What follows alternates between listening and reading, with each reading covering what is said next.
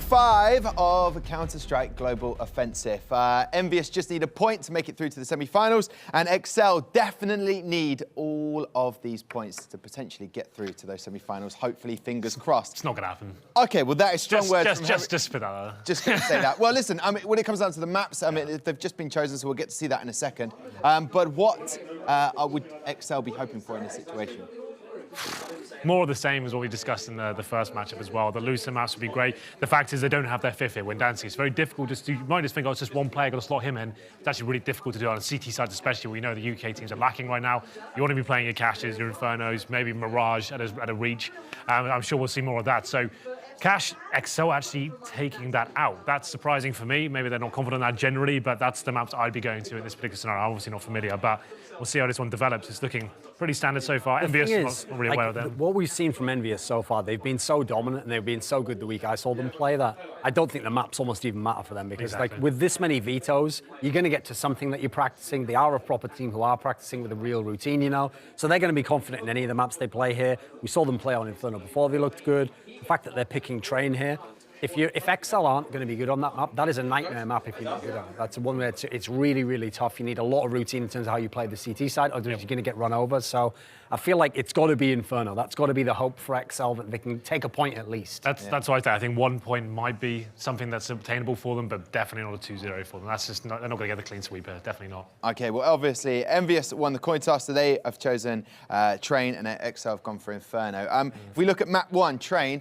what are you going to say for this one? What can exceL do? And explain it, because we haven't seen Train so far today. What do you need to do with that map? The thing is, on the T side especially, it's one of the most tactical maps we have in the pool right now. It's so much you can do with it. It can be great for teams like this, especially because you can just do set pieces straight away. You can just go into a set strategy off the bat, because there's no real CT presence at the very start. Because you're on the T side, T-spawn, you can go for 5 wall of smokes at the very beginning of the round. But when you have a player that's not familiar with the team, that can be difficult to slot him into that. I think that's the mentality they'll be going with. I don't think the defaults will be working out for exceL here. I think you just have to go for the strategies and the set pieces. Hopefully they've got that in their back pocket. But the thing is, if I'm EnVyUs right now, that lack of respect gameplay is coming in. I'm pushing them everywhere. I'm denying them any smokes. I'm finding that first pick, shutting down any strategies they had in mind, and at that point, I feel like the round will be over. I don't see a world where exceL can really make any serious dents on Train. Yeah, the tough part on this map, I think, is you're going to have a good CT half, I think, if you're exceL to even have a chance, because that's the half where, sure, you can play off each other, just use skill to get kills.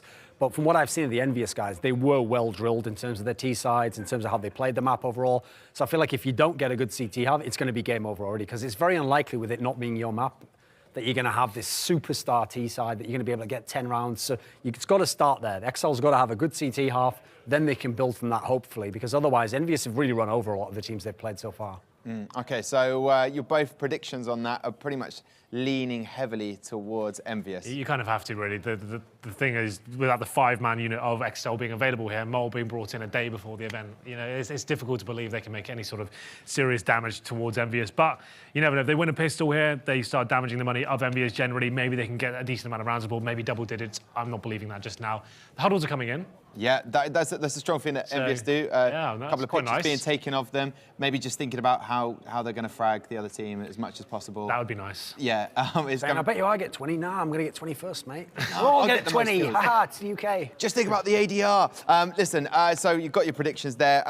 In the little commentating, casting area, we have, thank you very much for the French team there. The punishing pink shirt is out for Jackie. Snod's looking absolutely epic as always. And can we see the socks? Can we see the socks, Jackie? I don't know about that. How is that? Wow. Matching socks as well. Gentlemen, how are you feeling about this one? Good, yeah. Obviously, current form of EnVyUs should be really a 2-0, especially because you factor in the fact that obviously when WinDanski's away, you bring in Mole. Silver lining potentially for exceL is the fact that Mole plays a similar role. Experienced, old CS Source veteran, so he can play the slower clutcher rounds and really bring the experience where it's needed. Okay. I think when you look at it right now, all the UK teams, they're so envious of how EnVy have been playing, right? They're ripping their way for everyone. They've got a clean streak. Is this going to be another 2-0 under the belt? Yikes. I think so. All right, well, listen, gentlemen, enjoy the map 1 by EnVyUs versus exceL. Well, it should be an absolute slobber knocker. Snods. Well, yes, in reality, it's probably going to be a swift one. Fairly one-sided affair, potentially. I mean, obviously, factor in the fact that exceL are bringing in a sub-talk this week. Mole, no strange to the UK scene, of course. Yeah. Long-standing veteran. Subbing in for WinDanski, they play that similar old Source veteran-style role, more of the passive support player, so should be able to fit in nicely. Only good thing as well where you have the extra little bit of a buffer that Mole can add to the lineup is the fact he also used to call quite a lot. We saw him as one of those heavy in-game leader types, so he also gives Jacob another head to bounce ideas off of if they get stuck into a position late mid-round where they cannot think of a strategy. Obviously Jacob, he's a lot of on-the-fly calling, there isn't too much pre-planning. Mole could possibly add to that, give him some more options. Yeah, and Mole is notoriously known for his slower, well, more looser style calling. It's not really like an Imi where he makes things very tactical. It's more so about the looser, I don't want to say puggy, it's slightly disrespectful, but more of that looser, less disciplined style of play. Have your star players work entries and openings around the map, and you play off of that. Yeah, it's very true. The only problem is, obviously, with Mole is that because he's sort of departed away, he isn't playing as actively as he was before. Is that fatigue going to be there? Is he not going to be, you know, a staple as we used to see him? I mean, he used to be a very heavy impact fragger as well. Played on the old Easy Skins lineup as well, can't forget that. But That's the thing, obviously, that Easy Skins lineup, he tore his way through in terms of frag power. I believe he said that he had 2 hours in the past 2 weeks. Obviously, very committed with IRL in real life situations. That's why he's not actually playing the Elite Series. I know he's had offers. So, started to focus more on real life, of course. You've got to respect that. And that does mean it hinders how much he can actually play, practice, and be ready for a weekend or something like this. Yeah, it's true. Not the worst role to be dropped into, obviously, as well. The only issue is Windansky actually had a fantastic game last week. Now, on Inferno as well. Yeah, that's going to be the map pick coming out from exceL. So. Because Windansky has been sort of more in that back seat recently. Since Ross was brought in as the addition of the coach, he retrained sort of how they played the game. Windansky is no longer your aggressive fragger. He is just pure support. Obviously, Mole coming into that role, he doesn't have to try and drop an absolute abundance of kills into this game. That's where, obviously, you've got your boasters to do damage. Well, the players really you are looking for on this exceL lineup is your Luzzers and your Connor. Connor, especially on the T side, playing that entry fragger role, trying to find openings and probing information here, there, and everywhere towards the terrorist side. For Luzzer, he plays the more passive style op. He has a real impact in the afterplants, the clutches, the 3 versus 3s, the 4 versus 4s once the rounds are underway. Thing is that worries me, though, obviously, as well, when you try and work your way through that. Luzzer. Now, he is a very, very good player. Very talented. We've seen this in the past. We always touch on how impressed we were and how quickly he rise through the ranks of the UK scene. Obviously, after Imi sort of gave him a lot of courage, sort of brought him up, he then started to do work. But since he's found his home in this exceL lineup, it seems like he's getting last alive all the time. He cannot find those opening frags. He seems a little bit scared. When we casted Train last time, Jack, I believe it was 4 saves coming out from the CT side of exceL. Let's see what they can do, though. Losing the knife round, they will start on the terrorist side. Let's see, Jacob now buying the smoke and Molotov. Probably going to be going towards that B site. Smoke down low and Molotov ricochet off of the heaven door towards default plant. Try and stop the defuse coming in. Talking about defuse as well with defuse kit and smoke onto VKL. They might be aware of this, though. Look at Lambert's position. He's pushed all the way out through Ivy. This is a ridiculous amount of information he's getting off this push. That's something we don't see from the UK teams on the CT side, playing aggressive for information. The smoke can be used as well as a deterrent. Try and force the rotation back towards A. From number 2, Petascale towards close connector. If he rotates back towards A, leaves it down to VKL, that could be the end. They're not going to fall for it, though. They hold their ground. They do get some early tags out as well. Jacob fairly low. He will now fall down as Jax finds a double kill. Petascale as well will fall as he loses his head. Now the poster going to go for the bomb plant. It's just Luzzer trying to aid him, attempting to go for that bodyguard role. He's left all on his lonesome. They did at least get the bomb plant, but they will fall down. So, bomb going down on the T side, going to be forfeiting, potentially consider this one ecoing into round number 2. One of the issues with this is, yes, bomb did go down, you are going to have an AK buy into round number 3, but you are going to lack utility and an AWP. We know how impactful Luzzer's AWP is, and the style of CS that exceL like to bring, that tactical, execute-heavy style. If they're going to full eco this one, buy up into round number 3, they are going to have smoke flashbang, or one smoke or one flashbang. They're going to be lacking nades. And if once those executes come down, you're going to be lacking the Molotovs for the afterplant. That could be a very sticky scenario. Anyway, though, we are going to round number 2. It's going to be the 4 SMG buy coming out from EnVyUs.Acedemy, along with the FAMAS onto Haji. And onto that T side exceL. Notice it's a Kevlar, brought up just yet, just a deagle onto Luzzer. He's going to try and go for that early peek out, though. Nade tags him down so low. That splash damage coming through, already on 44 HP. Doesn't get too much information either. Goal right now for EnVyUs versus the unarmored pistols. Trying to 4 or 5 stay alive, build up your bank as much as possible. Get the kills onto those SMGs. You don't want Haji being the star of this round. You want the $600 kill bonus onto those UMPs. Yep. Try and farm as much cash as physically possible. Right now, exceL just playing it slow, though. Need to try and go for more of an aggressive style playing to this late round here. Burst out, overwhelm the opposition if they can. But Haji could be the man to try and shut him down here. Gets into an elevated angle, just waiting for them to make the first mistake. Low HP onto 2 players as well. Gets the first nice headshot down to both. Trying to connect a second, though. Can he find it? Another nade will go out. This should actually take down 2 of the players. They're so low. Oh, barely misses as the shrapnel will riddle its way through them. Incredibly low, though. They are going to push their way through. Haji getting all of these information off the back of the audio queue. Just playing around Blue Train right now. Will find the opening frag, but then gets dispatched by Luzzer. Mole as well. Does actually find 1 frag, so they're creating a little bit of damage to the economy of EnVyUs. They start to find casualties, but Jax has had an absolute nuff. Mole now last alive with a UMP in hand. 1 kill. We'll grant him $600. $600 is what? Double flashbang, smoke grenade. Molotov flashbang for the T side could be vital leading into the execute. So 1 more kill as well as money taken out of the CT side.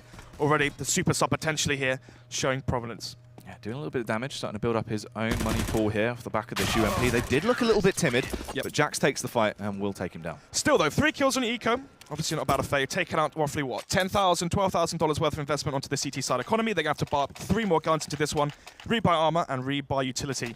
And still the buy's going to be looking like as well from exceL. Are we going to be seeing strong utility coming up from them? And the answer to that is Jack. Is no. Jacob there, just a decoy to his name. The IGL and captain, the play you want to have those smoke grenades. Mole obviously finding 2 kills.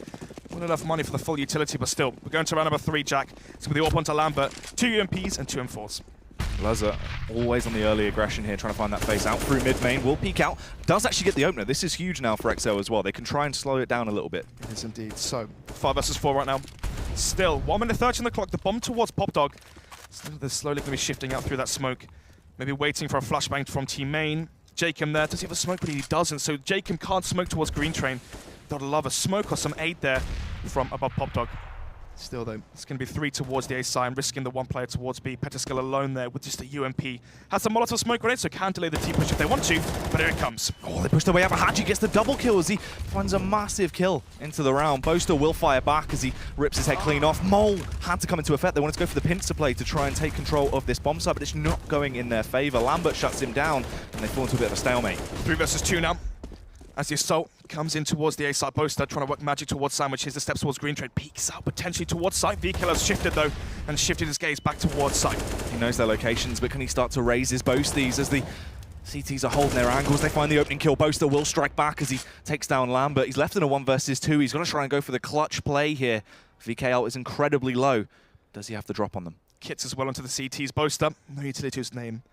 Would have a flashbang, use that to peek. But I believe the timing will get the better of him. Petaskill now coming from behind. No utility to aid him here as well. He's got to go for the dry face if he wants to run the risk. 20 seconds on the clock. It's going to need to be a snap decision very, very soon. VKL starts to back off, possibly contemplating that he has rotated off towards the B-bomb site, but it's Petaskill that is going to be the nuisance into the late round here. If he finds this kill, there is potential, but they spot him out. They can tag his leg, and they deny the bomb plant as well. Unfortunate there for Boaster, obviously spinning the foot there. Bomb does not go down. Nevertheless, 3 kills found. CT economy is yet to build. So 1 round win potentially from the T side that could break the CT bank, force the ecos, force the 4 spies, and that's where exceL really get their rounds on the board. Instead though, exceL are forced to go for the full eco. No Kevlar bought up just yet for the T side. It's going to be Deagle onto Connor this time. Obviously a star aimer, especially in this lineup as well. It is really down to Connor and Luzzer. The 1-2 punch, can it deliver? Yeah, they're your big dogs. They're the people you want to send in front line. They're going to be blowing open shots into the site, and he will actually find the head of Lambert as well. And that could be a good start. You at least get something to work with. They don't have an effective arsenal, no utility, but if they keep finding these little frags and whittle their way through EnVyUs, maybe there's a chance to the round. A few issues here though right now for exceL. No Kevlar onto any of these remaining T players. The gun as well. He got the frag towards back Ivy. He cannot retrieve that AK, drop it over to a player of Kevlar. Instead, VK now with the op holding towards back alley. No way to try and blind him here as well. They just have to take the fight through. They're going to go for the jump face, bait out the shot, and then take the fight towards him. Flashbang goes over. VKL playing it smart, just back off, stay alive. They would have spotted the bomb as well. You can see the rotation coming in from Jax. He's left the B-bomb site, coming back towards Connector. He's going to allow Haji now to play towards stop sign, and that will aid the player towards alley. Spots out player towards Sandwich, tags up Luzzer. It's an effective setup in play here as it's so easy to just hold off the opposition. VKL will find that kill. Haji comes in with a double as well, and this round is effectively over. Luzzer will fall, and EnVyUs get 4 under their belt. Yep, good start there for exceL. Obviously finding the first kill, but you can't retrieve it. You can't drop that AK or M4 or AWP over to any armored player. You still have to be favoring the CT side. Even if it was a 3 versus 5 scenario, Jack still would have been favoring the CTs there. Anyway, another buy round coming up as we go into round number 5. Let's see where exceL are going to bring out. They will have the utility this time. Will they be going for an execute? We know that Lambert is open towards back alley. You can smoke off Green Train, go for an execute, do the wall of smokes outside, try to get the bomb down, try to play after plant scenario. That could definitely pay dividends for them. Instead though, they'll be playing 3 players towards B. Actually, no, 2 players towards B. Oh no, actually no one's going towards Ivy. It's going to be 1 towards team N and a fast play towards B. Luz trying to get the entry. Luzzer will actually find it. as he pushes his way through. The Molotov goes down. They take a little bit of damage as they've now tried to claim control of this B bomb site. Lazar, another frag comes through as well. Jax, he was coming in for the late round rotate, but Connor completely cuts it off. It's just on Hadje and Lambert, and they're trying to backtrack out of there. They're backpedaling away, and Lazar is hot on their heels. Money is lower on the exceL side. Obviously, the risk versus reward here in this scenario could be questionable. Obviously, they found 2 kills, 3 kills, 2 kills onto that CT side, so EnVyUs, they know exactly that their money is low. They don't want to give away any of these kills. They have an AWP and M4 to save. The question is, can they save it? Because if they find this AWP as well, it's going to be a good addition to their Arsenal. Oh, Hadje, fast reflexes, as he will be able to just tear straight through everyone that is on the hunt. exceL at this point can't try and send out any more players as well. Need to hold back. They cannot afford to lose the rest of these rifles. So, round number 5, strong play there from exceL. I can hear them cheering as well behind me. I initially thought they're going to go for the standard 2 towards alley, 2 towards B, and 1 towards teammate default that we see.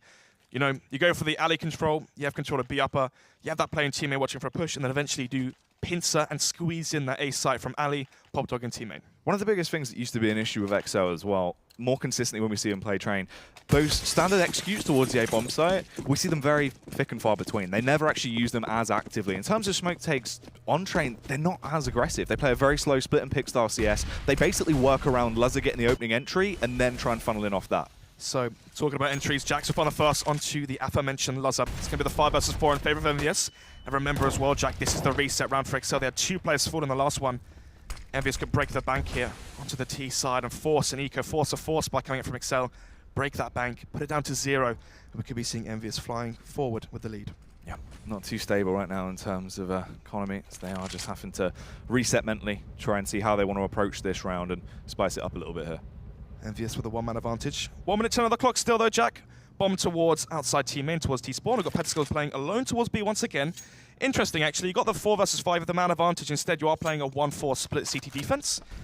And you can see how petaskel plays as well. It's actually very smart. He's playing passive. He's playing for the retake. He's jump spotting all the angles. The reason being is he's playing for the retake.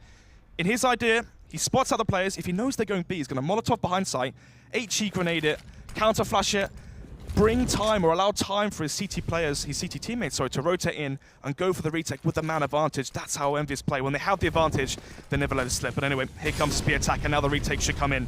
petaskel, trying to see what we can do. Trying to explode their way into the bomb site, but can they overpower that frontline infantry? petaskel, the one that's trying to keep them at bay right now, waits for his teammates to rotate in as well. Mole did what he had to do. He gets into the back line, was going to try and cut off the rotate, but he gets spotted out. 5 versus 3 now. CT kits, and actually Connor does find a frag onto Lambert. It's going to be the 4 versus 3. They're taking these fights and they are winning them. Every 1v1 is going in their favor right now. EnVyUs not actually playing together as they start to push their way back through. They still have the Molotovs for the late round, so exceL in an absolutely fabulous position, but Boaster will fall, and it just comes down to Jacob and Connor. The Molotovs will start to go out, but can they pick this one up? Connor for the aggressive play straight out, but Hadje overpowers him. Another Molotov flies through the air, lands on the bomb. Jacob, he's getting pushed from behind. He finds a kill towards Jax. The Molotov will take him down. He's in a good position to pick this round up as he tries to retreat. Massive round there from exceL. The double Molotov comes out, denies the defuse coming out from EnVyUs. Obviously, they had a smoke grenade there, extinguished the flames. They had the 2-man advantage. That should have been the CT's round. Such an expensive round, though, for them. Even though they picked that one up, that is a lot of damage to their money. It is indeed. They get the bomb down, so we could be seeing potentially 1 or 2 UMPs. So, actually, no. The money's actually better than I thought. It's going to be the 5 AK buy coming out from exceL as we go into round number 7. EnVyUs, though, going to be eco in this one. They've got 2,000 across the board. They are going to get 1,900 into their bank accounts next round, so they can buy up into round number 8. This is a round where they're going to concede it. Don't buy up Kevlar, play the pistols, and allow exceL to get to 3. The big issue here is you can't let exceL gain as much money as they possibly can here. Try and get some kills on that AK Kevlar saved. Yeah, EnVyUs as well. They've always been quite coherent in the way they play their eco rounds. Don't really play them out like gun rounds. A lot of the time you see that very shock and awe, more aggressive style play. Stack, yeah, you see either stacks or that aggressive style play. Jax and Hadje are the ones in the ecos that actually do a lot of the early hunting. They're the one going for the information plays. What's interesting as well is the fact that VKL is playing so passive with that AK. 2 reasons for that. 1, obviously he's anticipating the play towards the B-bomb site. Or 2, he's actually wanting to save this AK. He doesn't really see a chance of winning the round. Going into round number 8, how much money actually do the CTs have? Can you show us? So VKL is 2,000. He's going to get 1.9k. He can't afford an AWP. He can't drop over another M4 to a player that can't afford it. So the idea here, maybe VKL is playing so passive because he wants to save the AK, drop that over, and still be able to buy an M4, have an extra buy into the gun round.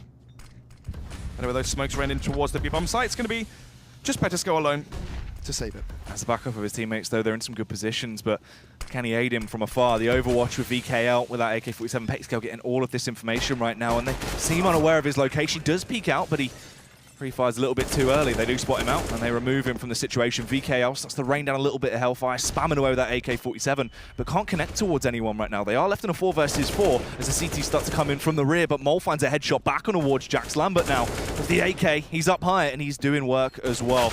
Mole gets shut down. Jacob responds. VKL finally comes into effect. With this AK-47 pushing up close, they need to start to react soon. They have no kits to work with, and it's just left on Boaster. It's not about the round, Jack. It's about the money. Damage has been done in terms of the economy. Boaster now last alive.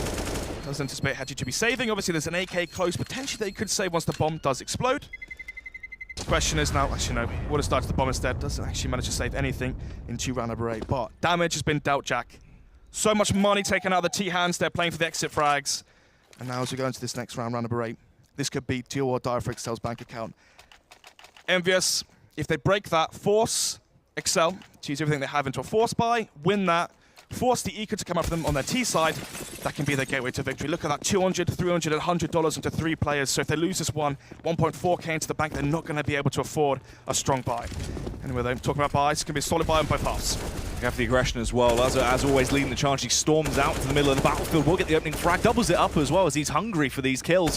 Can he get the triple kill? They're locked into position. He finds it quite swiftly. Connor will go down, but there's Lazar roaming his way forward. The quad kill comes out. He is the aggressive man. He's the explosive fragger that we need to see. Previous weeks, it looked like he'd started to come down. He'd sort of lost that hype behind him, but Lazar looking like he's back on form. It's interesting how players change their playstyle when they're on the AWP or when they're on the AK. Yeah. Lazar is usually the primary AWPer for the exceL side, but it seems like he's unleashed once you put him on the AK. Suddenly, maybe doesn't feel the pressure, he finds himself with more freedom. So we're going to stalemate. 4-4 in terms of the scoreline, round number 9. Going to be another Eco coming up from Team EnVyUs, another round now where exceL can build up their bank even further going into the latter portions of this first half. This could be nice as well because we've seen Lambert go for this consistent info play early on straight through Ivy. Lazar this time around is defending it. He has the AWP. If Lambert tries to get overconfident and peeks out, should shut him down. Yeah, obviously Lambert is your primary AWPer for the EnVyUs side as well, and the IGL too. Having the AWP into his hands would be stellar. But I don't think Lazar is going to take the bait though. Yeah, everyone just hunker down right now, holding their crossfires. Play it smart. Don't give EnVyUs an inch. They will take a mile with it. We've seen that in the past. Right now, just hunker down and wait for the push to come to you. Allow them to make the first mistake. Yeah, there's 2 ways you can play your anti-ecos. There's one, you play very fast and you play the group style. Or there's 2, you play very slow and you wait for the CTs or, well, whatever the opposition is really doing to push in, play aggressive with the pistols. It's looking like exceL will do the first option there. Play very slow and then group up towards the side. I want to see if the CTs will get aggressive and throw away the advantage. So Pedescal once again alone towards the speed bomb. So has the backup of VK with Eagle. What can he really do with that gun? Bit of a failed Molotov there, and it seems like it is just being quite a bit of a ruse. They're going to try and go for the pop dog play down towards the A-bomb site. Connor makes the first contact here as he peeks out, shuts down Jax. But are they aware of the location of Hadji? Hadji will overpower him as well. exceL is starting to come over through the rear. Things could get serious here. Mo now finds the frag onto Pedescal. AK is retrieved as well. Hadji has the Kevlar. So 4 versus 3. They could be saving this one as well into round number 10, but it's looking like they're still going for it. Hadji, though, does begin to back off a bit. The Molotov going down is going to burn out a lot of time. They're still trying to test the water slightly. Hadji just going to go for the save, it seems, off the back of this. Lazar will take down Lambert. VKL does strike. They weren't aware of his location. If VKL can somehow retrieve the AWP, that would be fairly effective for EnVyUs off the back of this round. Still needs to find one more kill though towards stop sign. And Heaven as well. Does get it onto Jacob. Has the AWP in hand. The question is, can he actually exit with it? No. Boaster will find that kill. So, Hadji right now has the AK. Actually might find a kill as well onto Mole if he does decide to go up through Pop Dog. Bomb does expire. Hadji survives, and Mole, he's going to be staying put towards Pop Dog. We go into another round here, Jack. So far, so good from exceL. They lose the pistol round and already have 5 rounds on the board. So, very strong play for them as they have found 5 gun rounds into this first half. It's going to be the buy coming out from Team EnVyUs. It's going to be the AWP back onto Lambert's hands. What else have EnVyUs got in the inventory? It's going to be the 3 rifle setup, actually the double AWP. So VK AWPing probably towards B, Lambert AWPing towards A. They know their exceL are playing the pick style, so you bring out the AWPs to counter that. They're not being executed upon. So you have the AWPs, they find the kills as the Ts walk into their crosshairs. Yeah, and this is where they're going to be very effective as well. They've always been predominant on the AWPs in good setups as well. On the CT half, it could be good. They push their way down towards that B-bomb site, though. They actually do double team Pettiscale here. They're able to get the angle towards him and dispatch him. exceL running with the momentum they have. They go for the fast B play, catches exceL off guard, and it's going to grant them the B bomb site. They have control of connector as well, Jack. It's so hard to rotate in through CT if you have control of connector. Got themselves into good afterplants as well, trying to set themselves up for their power play into the late round here as the retake will start to come out. A little bit of utility actually spread across the few CT players. Still alive. Connor's doing damage, but not actually finding the frags. He's getting as many tags as possible, though, and it seems like they've decided to back off from this. They don't want to run the risk and lose the weapons. EnVyUs now throwing in the towel. Is going to be saving these guns in the next round, round number 11. I believe they can drop. How many rounds have they lost in a row, please, Observer? Can you bring up the scoreboard, please? There we go. So they've actually lost 5 in a row, so we'll have the $3,400 loss bonus. They can drop over a gun to exceL. No problem at all. Oh, wow. Boaster just screaming down the microphone there. You can see the passion. And the thing with exceL, right? You have players like Boaster, Windansky, of course, very emotional players and players that run with it. We saw the call there from Jaken to rush B. Caught exceL off guard. One of the nice things I saw as well, when you're on your T side, on terrain, and you go towards the B bomb site, it's so important. It makes such a big difference to have control of connector, to cut off the rotations, to not allow the retake to come in from the CT side. Anyway, it's going to be another buy. Double upset once again. VK getting aggressive, trying to find the first frag towards B halls. Trying to push their way through. VK out. Switching it up like this with a style of play could be a nice bit of a difference in pace. It's not just pace as well, it's information. You can see the rotation now. exceL has left that B bomb site. VK, the AWP, can see the whole of B. He has all the information they need. He's going to get early information as well. So once a player does peek him, he's going to know exactly what's going on. Jack's now taking control of A main.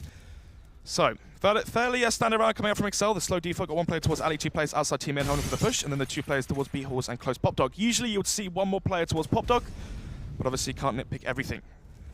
Luz with the AWP, peeking towards alley, hoping and praying that someone's going to peek into him, but you can see how the CT side have actually given up that side of the map. exceL, you will find the opening contact frag. This gives them all that information as you were talking about earlier. He also falls back. They can just hold back on those close angles now. Just play crossfires and wait for the push to come towards them. Such early information as well, so you can actually have a rotation back in through connector towards B, if, of course, he gave the call that it was the rush. Nice Molotov there actually goes down. Hadji gets burnt up quite a bit, left on 31 HP. If he did have the HE here, he could try and blast them out. Drops down the ladder, tries to go for the frag, but Jax will take him down. 4 versus 4, now Boaster comes out through alley. Lazar will shut down Jax, but still a 4 versus 2. Another Molotov goes in as well. Hadji is trapped at this point. He really can't move. It all falls back towards Lazar. He has the AWP in his hands. Normally such a prolific fragger with the weapon, but what can he do now? He's back on home turf. Once again, we see it so often. Lazar last alive with the AWP in hand will eventually go down to the M4 exceL through the smoke, and they will grant round number 5 there for EnVyUs. As they went for the very, very slow play. They had the default where you have 1 towards alley, 2 towards team main, 2 towards Popped Up, but you can see how useless that was because, 1, you have no control of the map. You're leaving the AWP alone towards alley just to hold the angle towards green train, backlines and whatnot, but they're not taking control of it. Lazar, all he had to do was smoke off backlines, Molotov towards green train, and suddenly you have control of the map. You force a rotation maybe from the B bomb site. That could be the player they need to do to change things up. Obviously, EnVyUs.Acedemy may be reading too much into exceL's T-sides. Once again, a very slow default. No one towards alley this time here. Lambert, though, AWPing and holding that angle. So, going to be seeing the 3-2 setup on the CT side. VKO with the AWP and exceL with the M4 towards the B-bomb site. And the remainder of EnVyUs.Acedemy towards A. Bomb, slowly but surely shifting through white halls. You could go down Pop Dog if they want to, or eventually execute towards that B-bomb site. They have had success towards B mostly. Get that first kill onto exceL and smoking off, molling off connector and having control and blocking off, cutting off all rotations. Yeah. It's actually a fairly good showing so far from exceL as well. I mean, if we look at it right now statistically, EnVyUs, they've been losing at most, I believe, sort of 6 rounds overall against most teams. Obviously, Method were able to get the most rounds off them last week 13, when they got 13. Yeah, that was the most we've ever seen. Before that, we were looking at sort of 6 rounds at a half maximum. So exceL definitely starting to push them to the limit right now, making them look human. Exactly that. You've got to be thinking as well for EnVyUs, when are they eventually going to lose, not confidence, sorry, but when are they going to lose concentration? You're guaranteed playoffs, you're on 12 points, you've won 5 in a row, you haven't dropped a map yet. At one point, you just, it's just exceL, we can take this one easy. The upset starts to happen, and exceL have too many rounds of a buffer to cause for EnVyUs to come back into it. Anyway, that's going to be execute towards outside. Let's see what Hadji can do to hold off the assault. Playing up close and personal here as he wants to try and shut them down immediately. Will peek out, finds the first frag on towards Lazar.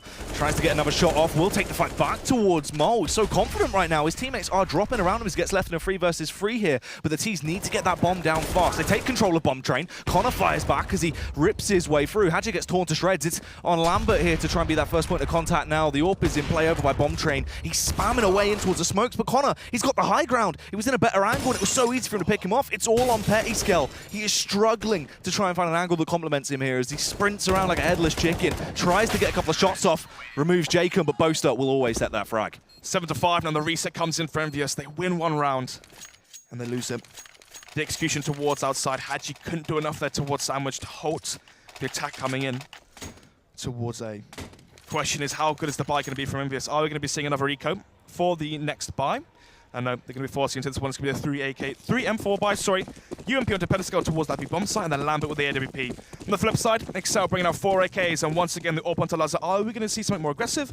Well, talk about aggression. Jack is looking like the fast rush B, and only Pedestal has the UMP to hold this one off. Burst their way through. Nate does go in early. That transfers actually quite a bit of damage on towards everyone. The UMP as well, as he starts to hammer down. Will eliminate both. That could come back to bite them in the late round. VKO will arrive on the scene as he starts to ring up his boys as well. Everyone will sprint over to try and aid him. 4 versus 4 now, but exceL have very weak after plant positions here, Jack. They're going to be tunneled in and eventually pushed upon. 4 versus 4. Kits on the CT side and Molotovs. EnVyUs working as a unit as well here as they storm the site together. Timing is going to be crucial into this round, but Mole peeks as well. Lazar finds a kill back on towards Jax. There's only 2 CTs left, but they start to close the gap. Lazar peeks once more. The confidence is on display finally as he pulls the head straight back off of Hadji, and Lambert is forced to get out of there. Very well played there from exceL. They have no control of the real estate, no control of the map towards the B-bomb site. They allow the CTs to rotate in towards backlines, but good time flashes, peaks from Lazar as well, making it the man advantage, and the second man advantage as well from Poster towards default. So, exceL now, 8-5, they win the half, and very, I don't want to say standard, but, Yeah. well, basically, vintage call in there from Jacob. You know they're playing 2 towards B, 3 towards A. You do the execution towards A where there's 3 people on the CT side. That means, going to the next round, you expect them to go 4-1 to bring VKL back towards the A side because EnVyUs.Acedemy are worried that the A side's weak. Of course, you expect one player towards B, you're right, you go towards B, you find that kill, and suddenly the B-bomb site is yours. So, vintage, classic cooling coming out from Jacob, but it's very, very effective. Give me the eco coming out from EnVyUs. Obviously, Lambert saving the up in the previous round. This could be 9-5 here, Jack. They go for the fast play as well towards the A-bomb site, but the welcome mat's down. They've got filthy shoe slots. They're rubbing it all over the place as they take control. Connor as well adds insult to injury as he eliminates Jax in a matter of seconds. Lambert does arrive on the scene, wants to cause a stir as he finds the flick over towards Mole. But what more can they do? 4 versus 4 now. Obviously, no Kevlar apart from Lambert with the AWP in hand. If they can retrieve an AK, there's a chance here, but still, no kit as well. The bomb is planted. Unlikely scenario here for EnVyUs. This is a good showing from Connor so far as well. He's always the man that we hype up in. If he shows up, he is going to be a showstopper. Just constant damage. Always was known as this big impact fragger online, and he's converting that to land now as well. Took him a while, but obviously, eventually get the experience. The land just go away. And with time, you do get more comfortable on the stage. Hadji here with the Zeus. What is that, $300 worth of investment to try to take out 4,000 in one shot? I think so, mate. Fairly comical. Obviously, has no kits, so can't go for the ninja. Just want to see if he can get an exit kill. As the AK hand, but eventually will go down. So, 5-9. exceL. 9 gun rounds, 1 for them. They lose the pistol, and they still have the 4-round advantage in the first half. Unlikely scenario. We're not really used to seeing that when casting and watching EnVyUs.Acedemy. No. Here's the thing as well, right? The complete difference that we're seeing from every other team that's played against EnVyUs. They've always given them a lot of respect. They've played a slow game. They always used heavy reliant on tactics, whereas exceL, they're just going for these aggressive burst-style strategies, shock and awe, charge in, throw a spanner into the works, consistently time and time again. EnVyUs seems scared about the fact that someone's just challenging them in raw firepower one-on-one aim battles. They're not used to that. They're used to it just being a lot slower, playing against strategy. And the thing is, the more rounds that exceL are picking up, the hype that Boaster's getting behind him, that's going to pump everyone up. They're a very emotional team. They've always been like that. If Boaster's on form, they're going to love it. We saw it, a couple of weeks back. Boaster, a couple rounds into the game, just went, I'm not feeling it today. And, he wasn't able to get out of that rut. Boaster today, loving it once again. He's got the hype behind him. Everyone's feeding off that. They're going for the aggressive plays. Lazar looks like he's got confidence again. This is good. One of the issues is, well, one of the reasons veterans will say stay as composed as possible is because when you play the very emotional style CS, you have very high highs, but very low lows. One of the issues is, what if EnVyUs.Acedemy suddenly came back into this one? They won that second half pistol. They made it 9-9. They suddenly won that first gun round. as soon as Boast is quiet, the comms are quiet, people aren't so excited and motivated, and the momentum is on their side, that's where things really can fall flat, especially on their CT side, Jack, where we've seen how poor it can be. Mirage, right? They've had 9 T rounds before, but over 3 games on Mirage, CT side in the Elite Series, they got 9 rounds in 3 games. Simply put, they cannot have a repeat of that CT defense coming into tonight. They have the 4-1 advantage as a bare minimum. If they make it 10-5, lose that pistol, they can't let it slip. No, definitely not. exceL need to break the curse today, show up on CT half, and try and close this one out. It would be a massive shake-up if they could do so. The early play comes back through Lambert consistently. He's going for this play, and Mole just peeks into it, gives him the opener he needs. EnVyUs, off the back of the pistol, have only found 2 rounds in terms of gun rounds. Let's see if they can make it 3. It's going to be the 5 versus 3, 2-man advantage as lots of more fall. Dropping themselves down like lemons right now, and they're just meat to the grinder. They get teared up straight away. Both of their heads getting claimed by Jax. Jacob now in the 1 versus 5. Can't really play for exit kills, try to dent the economy. Obviously, this is the final round going into the second half. If you're Jacob right now, you're probably saying, you know what, lads, 9-6. It's a very good half, especially after losing pistol as well.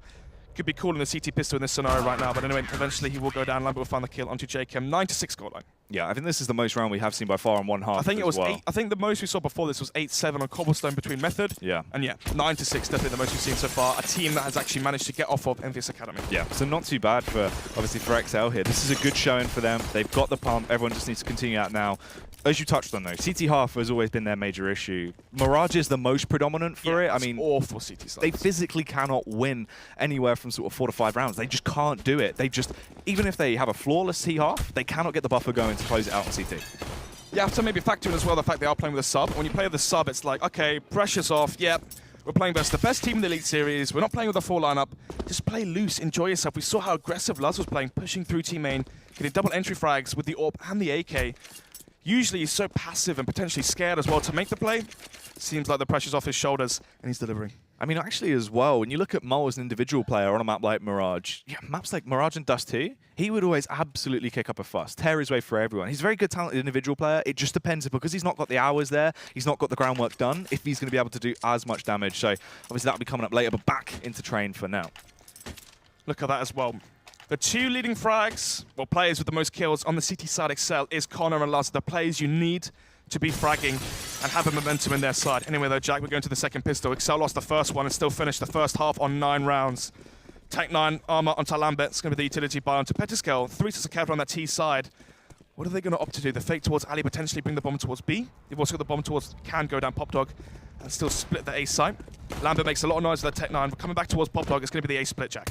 Yeah, you can hear Lambert making noise on the stage right now as he goes for that call early. They wanted to go for the aggressive style of play. Boast a bounce through the smoke, but unfortunately, he will be short-lived, gets taken down. Jax, a double kill comes out. This is when he is at his best. He needs to be the heavy impact fragger, go in early and create those openers for your team. 5 versus 3 now. Kit onto the CT side, though. Jacob makes it 5 versus 4, but low HP onto Mole. Thankfully, though, Jacob has this kit and the smoke diffuser. It's still going to be hard to wean them out, though. They're in good afterplants, power positions that they can just wait it out and come into effect when they need to. No real reason to peek right now. They have crossfire setups, and they've got a ridiculous amount of information. Hajj as well. If they don't sniff him out soon, he could be such a nuisance. He's in the elevated angle, just raining down bullets from above. Even if he doesn't find the second kill right now, Connor surely cannot pick this one up. Will fall, and Hajj will be the one to claim it. EnVyUs now winning both pistols on this first map of this best of 2. 7-9 with the scoreline now. exceL.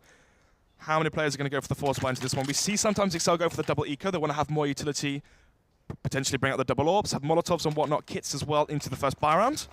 So the question is, who's going to buy Kevlar and how much investment are we going to see? It's going to be the Deagle, armor onto Connor, CZ pistol, and armor as well onto Mole and Boaster. So Jacob and Luzzer both can go for the AWP and a strong buy in terms of utility into the first gun round. It's going to be 3 SMGs as well onto the EnVyUs.Acedemy T side and the double AK onto Jackson VKL. Yeah, playing it smart though. Play your split and pick, just hold back, play positions, hold crossfires, try and farm the cash with those SMGs if the CTs are going to allow you to do that. Jacob will actually offer himself up as sacrifice as well, as Hajj will take him down. So, already the 1-man advantage as well for the T side. Playing versus the quasi-buy coming up from the CT side, so you can't really read too much into it. You want the kills though onto the SMGs. Obviously, Jack's one of the kills. With the AK, not really an ideal scenario, but then again, you have 4 or 5 stay alive. You're going to build up your bank regardless. Yep, fairly good round so far, obviously just farming that cash. It is only the 1 kill to the rifle. Luzzer, last alive, hunkered down in a bit of an awkward position. Can try and do some damage towards EnVyUs. You've got 2 low players in Hajj and Jax. But obviously, with just a P250 in his back pocket, it's going to be a struggle. Yep, struggle indeed. Only real goal here as well as try and find some exit kills, dent the T economy as much as possible. Obviously, if you find 2-3 kills here on the ecos and the force buys, you're going to force out a UMP, a Tech 9 into that first buy round and weaken the firepower of the T side. That's the real ideal scenario, but obviously, exceL finds 0 kills. 5 players staying alive right now for EnVyUs on the T side. You can see as well 3,000 across the board in terms of their banks. They're going to be building up money. So, going to keep the 3 SMGs. Another question to mention is going into the first buy round, Jack, are they going to bring forward the MP7 and the MAC-10 and the UMP as well? If they bring forward the SMGs and they win that round, the money is going to be in such a good scenario. You've got kills and SMG as well. That's going to build up your bank even further. We could be seeing a very one-sided affair on this T side, Jack. It's true, if they do go for that scout round, it's going to be so easy to just farm the cash at that point. exceL as well. Once again, just a light investment. Jake, I'm just going to go for the P250. Everyone else is going to be skimping, saving that cash up for the following round. Heavy stack towards the B bomb site. EnVyUs actually do pace it back a little bit, though. Going to dial it back, not go for the aggressive burst towards A bomb site. Just scope it out and see how it goes. Yep. EnVyUs on the T side, so far in the Elite Series, they play so slow, so passive. They wait for the UK teams to push, get aggressive, and make mistakes. They take advantage and capitalize off of them. And that's why they're currently 5-0, 10-0 in terms of maps. exceL, though, currently trying to go for the upset. Yep. That's that difference in game style as well of EnVyUs. They are very team heavy. You see them not missing a trick at all. They'll clear every angle on an entry towards very bomb slow site. and steady, yep. Yeah. Flash each other in. There's no running risks with them. Everything has to be done by the book, essentially every time. So it's going to be the good play towards the A side. 5 players still alive right now for the T and CT side. The question is, though, will exceL give away the kills onto those SMGs and give away potentially $2,000, $3,000 worth of money into that T bank?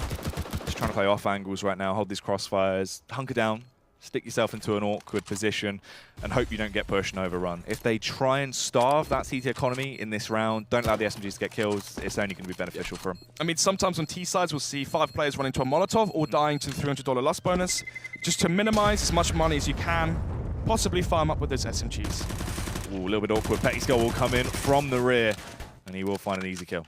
So, first bar now, the second half. This is a massive round for exceL to win. You can see, once they brought up here, Jack, they're going to have no money in their bank account. And at that point, they're really going to be stuck in a rut. EnVyUs can make it 10-9. They can win versus the force buys, win versus the ecos, and really do damage to their CT economy and the scoreline as well. It's going to be the double outside run out coming up from exceL. Up onto Jacob and Laza. Let's see what they're going to bring out. It's going to be the 3 SMGs brought over into round number 19. Are they going to play hard and fast with those submachine guns? Yeah, they can run the risk into this one. It doesn't need to be as standardized as the previous rounds, because if they lose it, they can instantly get that rebuy out. And Hadje, of course, he's always up to his old tricks. Pushing through the smoke right now, going to try and play around it, then go for the burst. If he gets the opening kill on towards Laza, it could be such a big catalyst into the late round. But let's see as they start to flood their way through. They've opened up the floodgates. ExceL gets the opening kill as he dispatches Connor. Hadje as well will take down Laza. Boaster does a little bit of work, but it's short-lived as he sent off the burn tool by Lambert. Jacob will also fall. It's all on Mole. This round has happened so swiftly as EnVyUs just take it by storm. exceL CT sides come crumbling down. A fast play there from EnVyUs towards outside. They catch Laza. And I believe it was Connor off guard towards the outside side. They found the 2 initial entries, and from there, it all falls apart. It's scary as well, because obviously Jacob on that secondary up, he plays more of a heavy passive. He's a support style op. Yeah. And we didn't see anything kill that from aided anything, them. yeah. That's the thing. Double up setup into that. Laza, we're usually used to see that looser style of play, go for a bit of aggressive pick. There's no early information plays, no idea what was going on. And EnVyUs, the star of that as well, group up, 2 flashes over, smokes in, instant site take. Precisely. It's going to be cause for concern now for exceL on their CT side, notoriously very weak on their defense. Strong on the T side, you got strong aim burst onto Connor. Laza, good calling as well from Jacob, especially now they have Mold to give up some suggestions. Of course, he's primarily a call-up, but he's subbing in for this week. So it's going to be the eco coming out from exceL. They're going to be conceding this one, allowing EnVyUs to get to 11-9. And again, Hadje bringing forward the MAC-10. His money is going to be in such a stellar position. They're pushing in as well, and this is a crossfire, so even if he does fall, Jax gets the trade straight away. Boaster struggling, couldn't quite control his CZ there, but Connor from absolutely miles away will find a juicy little headshot on towards Jax. So, it's a 4 versus 4, but obviously no Kevlar, just pistols right now onto the CT side, as Better Skull finds one, and this gets taken down there onto 1 HP. Just 3 CTs left at this point. Jacob essentially almost dead as he limps away from Pop Dog, just going to try and huddle up, hope to do something together. If they find some exits, best case scenario, but they're starting to lose the buffer they had. EnVyUs going to have 11 rounds off the board off the back of this one. At least Hadji's finally forced off the Mach 10 and back to using a rifle. Remember as well, this was a 9-5 scoreline, and it's going to be 9-11 as EnVyUs.Acedemy wins 6 on the trot. exceL still just waiting for the push to come towards him. exceL, they don't want to run the risk at this point. They're going to peek out, trying to connect the shots with those pistols. Connor does have the deagle. He can be incredibly crisp with it as well, but you can see just doesn't want to take these peeks. Yep, obviously for Connor right now, trying to get a headshot, take out $4,000, $5,000 worth of investment from the T side. But then again, right, we're into the latter portions of this first map. It's not about money here, it's about the rounds. EnVyUs, as the bomb does explode eventually, we'll get to 11. It's going to be 11-9 now, 2-round advantage from EnVyUs after being in a 4-round deficit. So, Buy's going to be coming in eventually. Connor on your screens right now, the entry and Starfragger. As I say, Starfragger, Hadji there on your left. Starfragger from the EnVyUs side. So, round number 21, it's going to be the double up setup once again onto the exceL side. 3 M4s will fill out the rest of the buy. EnVyUs going to be bringing out the single op setup onto Lambert and then the 4 AKs. So, where does Jake and Lazo go? Where do they split their AWP defense? Already fast flashes and smokes going towards outside. Lambert might be dueling towards his AWPs. Once again, going to go for that fast play. This could actually bypass the AWPs entirely if they're able to push their way too deep and take the aggression up close personal. But Mole, look at it. He goes for the information play early, finds the opening frag. He's still alive at this point. They bypass him. They don't know he's there. Mole finds a double kill as he rips the head clean off of Jax. This is pretty good. The first start into the round that actually looks effective for the CT defense. VKL as low as HP as well. Lambert will find the frag though, turn into a 3 versus 3. Bomb is going to be retrieved. VKL eventually goes down to the HE or Jacob. Hadji, if you can find an entry towards outside, find the kill towards Ali, open up the A site for Lambert. This could be another round here for EnVyUs. This could be so awkward though.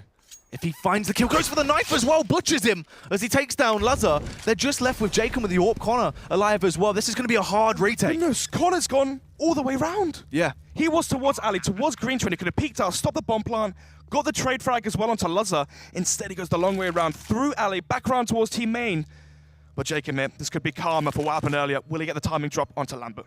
Lambert has the angle covered though. He's facing towards DPay too. Jacob has to push towards him. He doesn't know he's there. It's an easy frag. It's just left on Connor. He can be an absolute clutch master into these rounds. So smart.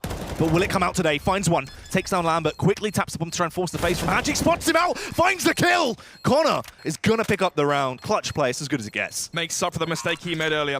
Goes for the long rotation. Eventually will clutch it out on the 1 versus 2. Big round there for exceL to win. But remember, one player staying alive. He does retrieve the AWP though, but the money is still going to be low onto the CT economy. You're going to be seeing maybe an SMG utility as well onto that CT side. And CT side train, you need your grenades. First Molotov towards team main, a counter flash as well. You need smokes towards Ali, smokes towards Pop Doggers to counter off executes and pushes from the T side. And yeah, there it is. UMP to Jacob. Still though, good utility onto the CT side. AWP once again onto Lazo. So no double up setup right now for exceL. How will that change things? True. A restriction they have there. Obviously for Jake as well, we didn't see too much from the AWP. He hasn't found a frag with it yet because he's been playing so passive, just getting overwhelmed, forced in positions where the angle he's left in when they're that close, he can't actually use the weapon efficiently. So it wasn't the biggest benefit to their CT defense, but into this round, just having the one with Lazo, how is he going to play it? I want to see if he's going to go a little bit more aggressive, if he's going to be quite lenient. Obviously, we're used to him being the one going for the information plays. Right now, just playing that anchor role towards B, being the support. Yep. I like this default coming out from EnVyUs as well. 2 players towards Ali, 2 towards B and 1 towards team main. They're going for the split style of CS. They take control of all these portions of the map I mentioned earlier. Why wasn't Lazo throwing the Molotov and smoke towards Ali? Look at the map control they have. Now they can split and pin to this A site. Connor, he's going to have some hype behind him, but will he be able to find these kills as they peek together? They're going to go for the little information boost. That's quite nice, as they do peek through. Hadji as well. He's an absolute one-man army as he just takes his head instantly. So, more now alone towards that B-bomb site. The smoke going down towards ramp. Question is though, what is the CT rotation going to be? It's going to be Lazo rotated back towards B. Boaster finds a frag. Turns into 4 versus 4 now. As Boaster equalizes the numbers, but here comes the push towards B. It's all down to Lazo and Mole to hold off this assault towards the B-bomb side. Lazo has the AWP. He has a lot of utility as well. Mole, he's going to get all this information once they try and go for the play. He peeks out, but he can't find it. Petyscale finding that kill could have just spelled exactly how this round is going to go now. Boaster hoping to try and claw it back. They leave themselves once again the 3v3. Lazo now playing aggressive on the retake, wants to get this first initial kill. 2 players are low HP onto the EnVyUs side, so there's a potential here for them to take this one. Lambert, he's heard him scope. Boaster just pushing in as well. Has the backup of Luzzer, but he's hunkered down. He has to try and play around the smoke as exceL slips his way in towards the backline, can spot out Luzzer. Even though he's found the kill, the trade is easy. It's on to Jacob and Boaster now. This dynamic duo have to be swift into the round. They get to the backside. Boaster will take down exceL. And Jacob finds a frag as well. They are able to do it. It's always boiling down to these incredibly close clutches, but that is round number 11 secured just by the nick of their teeth. So, Defuse will come in. It's fairly close. Obviously, once again, 2 players staying alive for the CT side as they eventually close out the retake.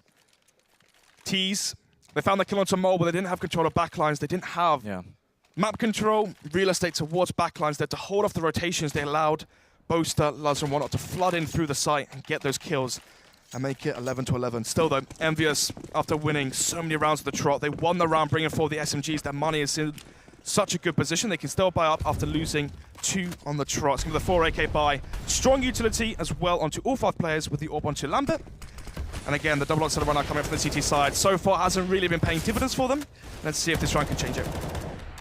A lot of utility used early here from exceL towards Ivy as well. Really don't want to give any information up. Just trying to keep EnVyUs at bay, plant that seeded out in their minds of what's going on. So, as soon as Jacob shoots, Mole should wide-facing at the trade kill. That's the idea behind this default. Molotov comes through. Will deny potentially the trade coming from Mole if exceL finds the kill. Nevertheless, this could be the one-man advantage right now for exceL on the CT side. 11-11, round number 23. This could be the round that breaks the bank. This is where exceL could finally get back in the lead and take the advantage. Yeah, they're looking good so far. They do have 2 fairly weak players, but as long as they don't lose any more numbers, keep themselves alive, if they find these entry kills towards the players that are going to go for that first contact towards B, then it's shaping up to be a very effective round. So, 4 versus 5 still, 50 seconds left on the clock. The bomb's still towards T-spawn. 2 players coming down Pop Dog. It's looking like the eventual A split. Let's see if they can find a kill, turn this into a 4 versus 4, and use the equalized numbers to their advantage. Jax is aware of Connor's location, but he misses out. Going to go for that little bit of a pre-fire. Does tag him down, but he can just hunker back now. He doesn't have to go for the push. He knows where he's coming from. They can just isolate it. Luzzer finds another kill as well. Jacob starts to reign supreme with the AWP. This is what they needed to do all these rounds before. Jackson VKL. They peek out, but they're just left on their lonesome. They try and take the fight, but they're overwhelmed. It's all on VKL now, and he's so low in a 1v3. Jacob runs out blindsided, though, by what's going on. Luckily enough, Mole was there to trade. 3 in a row now for exceL. And that could cause the eco coming out from EnVyUs.Acedemy. They've lost 3 in a row, so they will get $2,900 round loss bonus. So if they eco this one, they can buy up into the next round. But then again, you do give away 11-13 scoreline advantage. Your money is going to be so low, it gets to the point where if you lose a round, it's almost as if exceL get another one for free, because they're going to win versus the force buy, or the buy, sorry, and then they're going to play versus the quasi buy. But unluckily for exceL, it's going to be another 5 AK buy coming from EnVyUs. Their money was in such a strong position. They can still buy after losing 3 on the trot. It's going to be the 5 AK buy. exceL, though, after losing so many players each and every round, Jacob deducted down to the UMP. No AWP for him.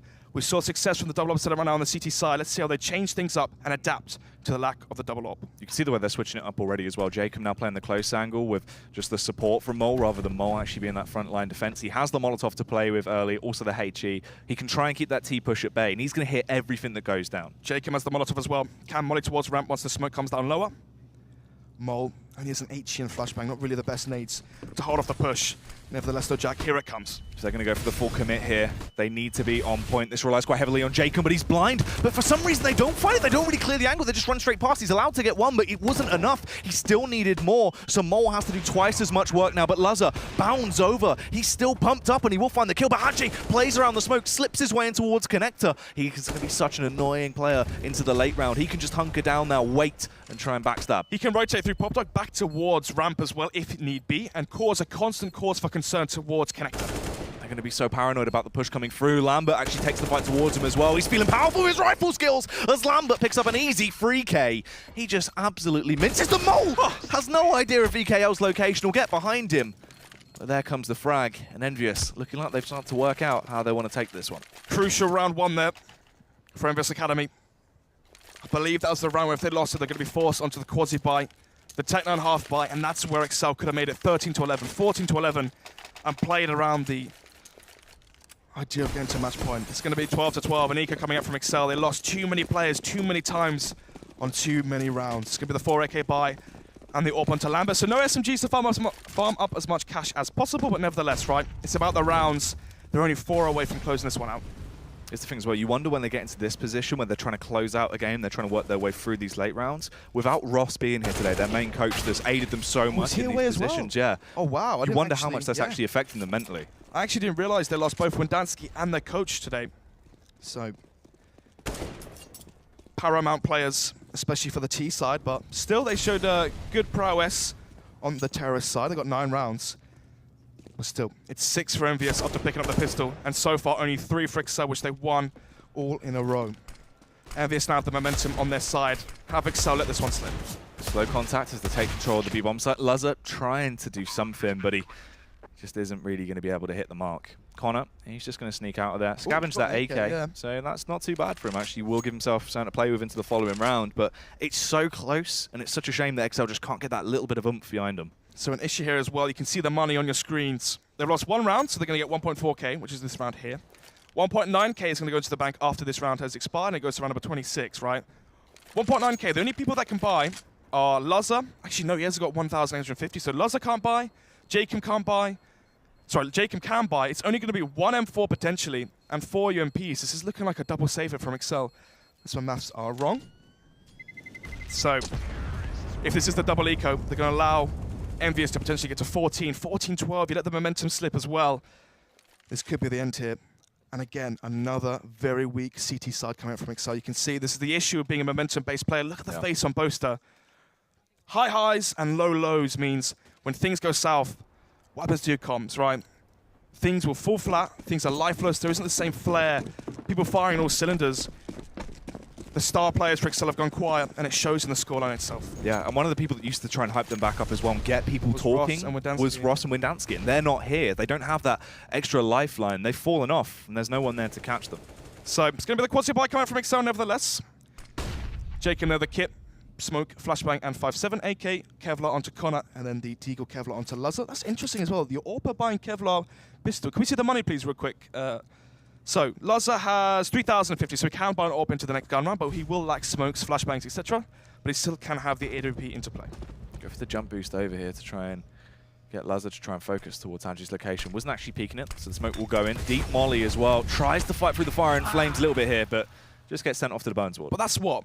$1,350 worth of investment just pissed away, essentially. So, 5 versus 4, obviously Kevlar onto Connor with the AK, but it's in a 5 versus 3 now. Unlikely scenario, there should be 14-12, and potentially the end for exceL. Very true. This is going to be that 14th round secured off the back of this one, unless Connor can just go ridiculous, start to run rampant with that AK-47. The A site is going to be the location of attack. EnVyUs just sprint their way through. And it's clean as well. No one's there to try and defend it. They can just lock it down instantly. Yep. The best right now exceL can do is play for the exit kills, try and salvage some weapons and have their money in a better scenario in case things go really south, then it gets to match point, etc. Connor finds a kill, but no real reward apart from $300. Ooh. Lambert does actually miss a shot towards Jacob here, so he is being annoying, even if he will go down. That's the thing. As long as Connor at this point saves the AK, that's all that really matters. Everyone else can afford to go down, obviously. Mole just going to try and hang here. If he finds a kill, fantastic. If he doesn't, it's still not that big of a deal. We'll actually find the frag back on towards Pexco and the double as well. That's definitely something to work with coming out from Mole, trying to flex his muscles a little bit. Mole has 2 hours coming into this event in the past 2 weeks. Yeah. And he's still crisp as ever. It really shows to the tried and tested veteran he really is.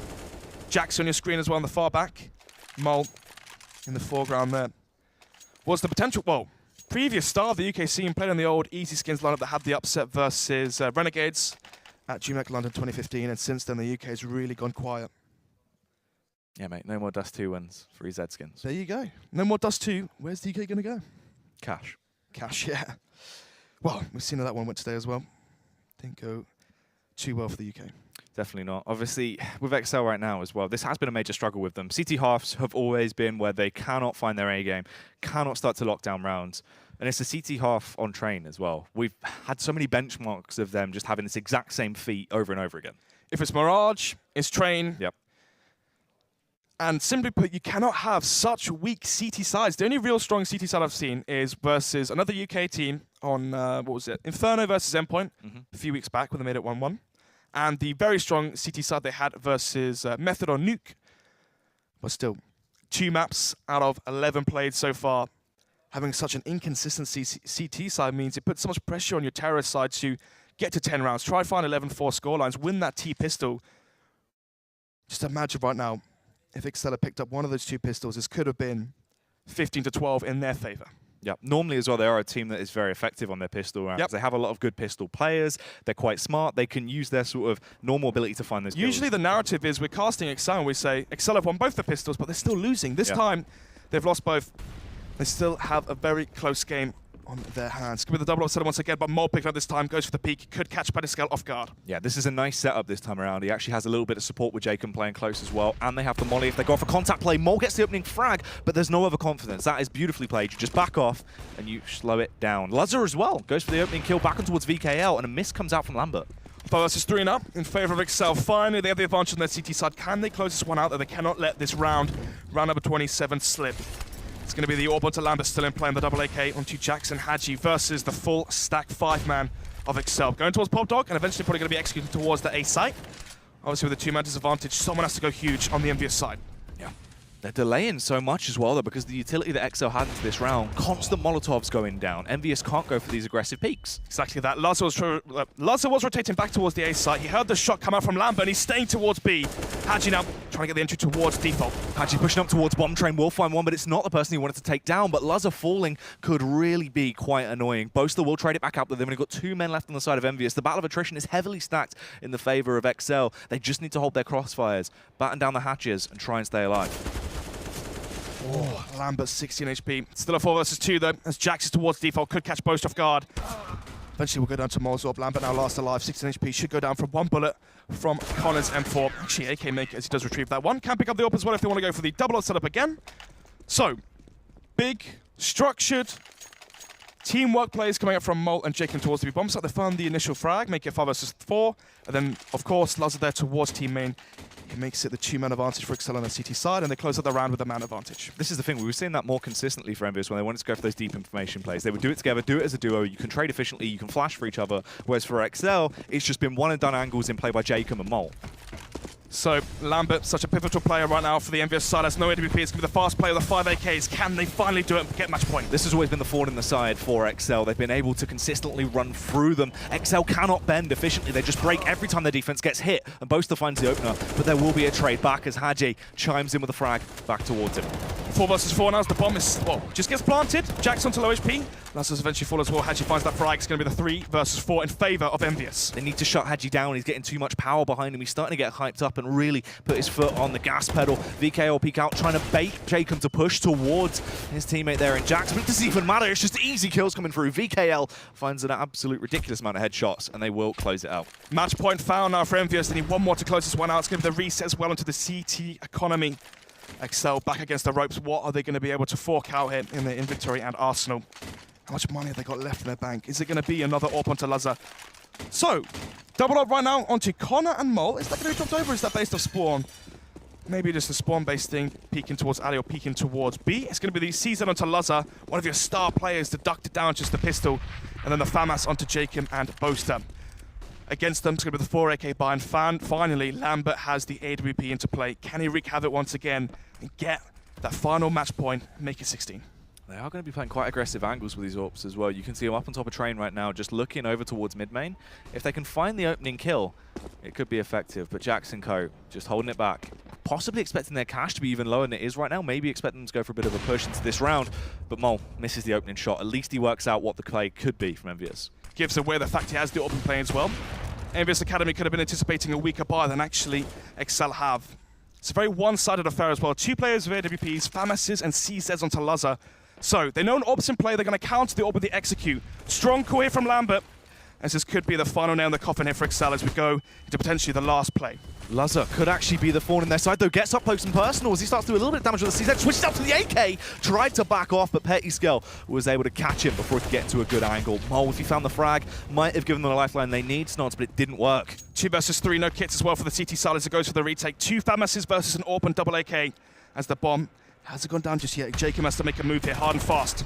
Jacob will actually be able to overpower exceL. They fall back into a 2 versus 2, but they can still plant the bomb when they want to. Right now, just keeping themselves at bay. A big tag goes out. VKL almost deaf at this point. It is just left on him and Lambert. Jacob not coming from the flank. He should have been landing that kill. Lambert now with the up towards green train. They know exactly where the remaining 2 CTs are. They can go back lines, peek towards default, find the kill onto Jacob, or even go back towards that B-bomb site. 10 seconds left. He found that kill, but does he have time to plant? He is going to be able to get to the site just in the nick of time. Actually starts planting before 4 seconds, so Boaster can push him. Is Boaster just going to go for the risky play here, try and peek and take the fight immediately? Lambert nearly lands the fix, switched out to his sidearm. He must know that Boaster is low, only 12 HP on him. It just takes 1 bullet. This is such an awkward, tense fight as the push comes through. But Lambert does not fancy a bit of overtime, will pick it up. That's EnVyUs claiming map 1. Train is going to be their home turf. Heartbreaking scenario there for exceL. So close to getting that upset win and the first win in the Elite Series versus EnVyUs.Acedemy. Unfortunately for them, though, they do fall short. They lose both pistols and lose that first map on Train, 16-13. But it goes to show how good that calling was from Lambert throughout the whole map, right? Suddenly, you know, an AWP in play from Mole, you go straight to that set execute, you counter the AWP, you get the bomb down, and you exploit the weaknesses there on the exceL side. See, this is the shame as well, because once exceL actually started to find their confidence is when they started to go in for those duo plays together, peek together, try find opening frags, trade efficiently, but the confidence just wasn't there. Their CT halves, they seemed timid. As soon as they lost pistol, they started to play timid. Exactly that. So, still though, very strong showing from exceL, but is it strong enough? I believe they're on 2 points right now. They needed a 2-win. They need wins on the board ASAP if they want a chance of making top 4. That could be the final nail of the coffin to them finishing below playoffs. Yeah, I think that's the thing. They need to try and 2-0 every series to try and close it out, but it wasn't meant to be. Unfortunate for JKM, but why don't we see how his cousin's feeling over on the desk? Oh, mate, why are you bringing that up again? Thank you very much, Jackie. Thank you, Snods. Congratulations to Team EnVyUs, our first Elite Series semi-finalist.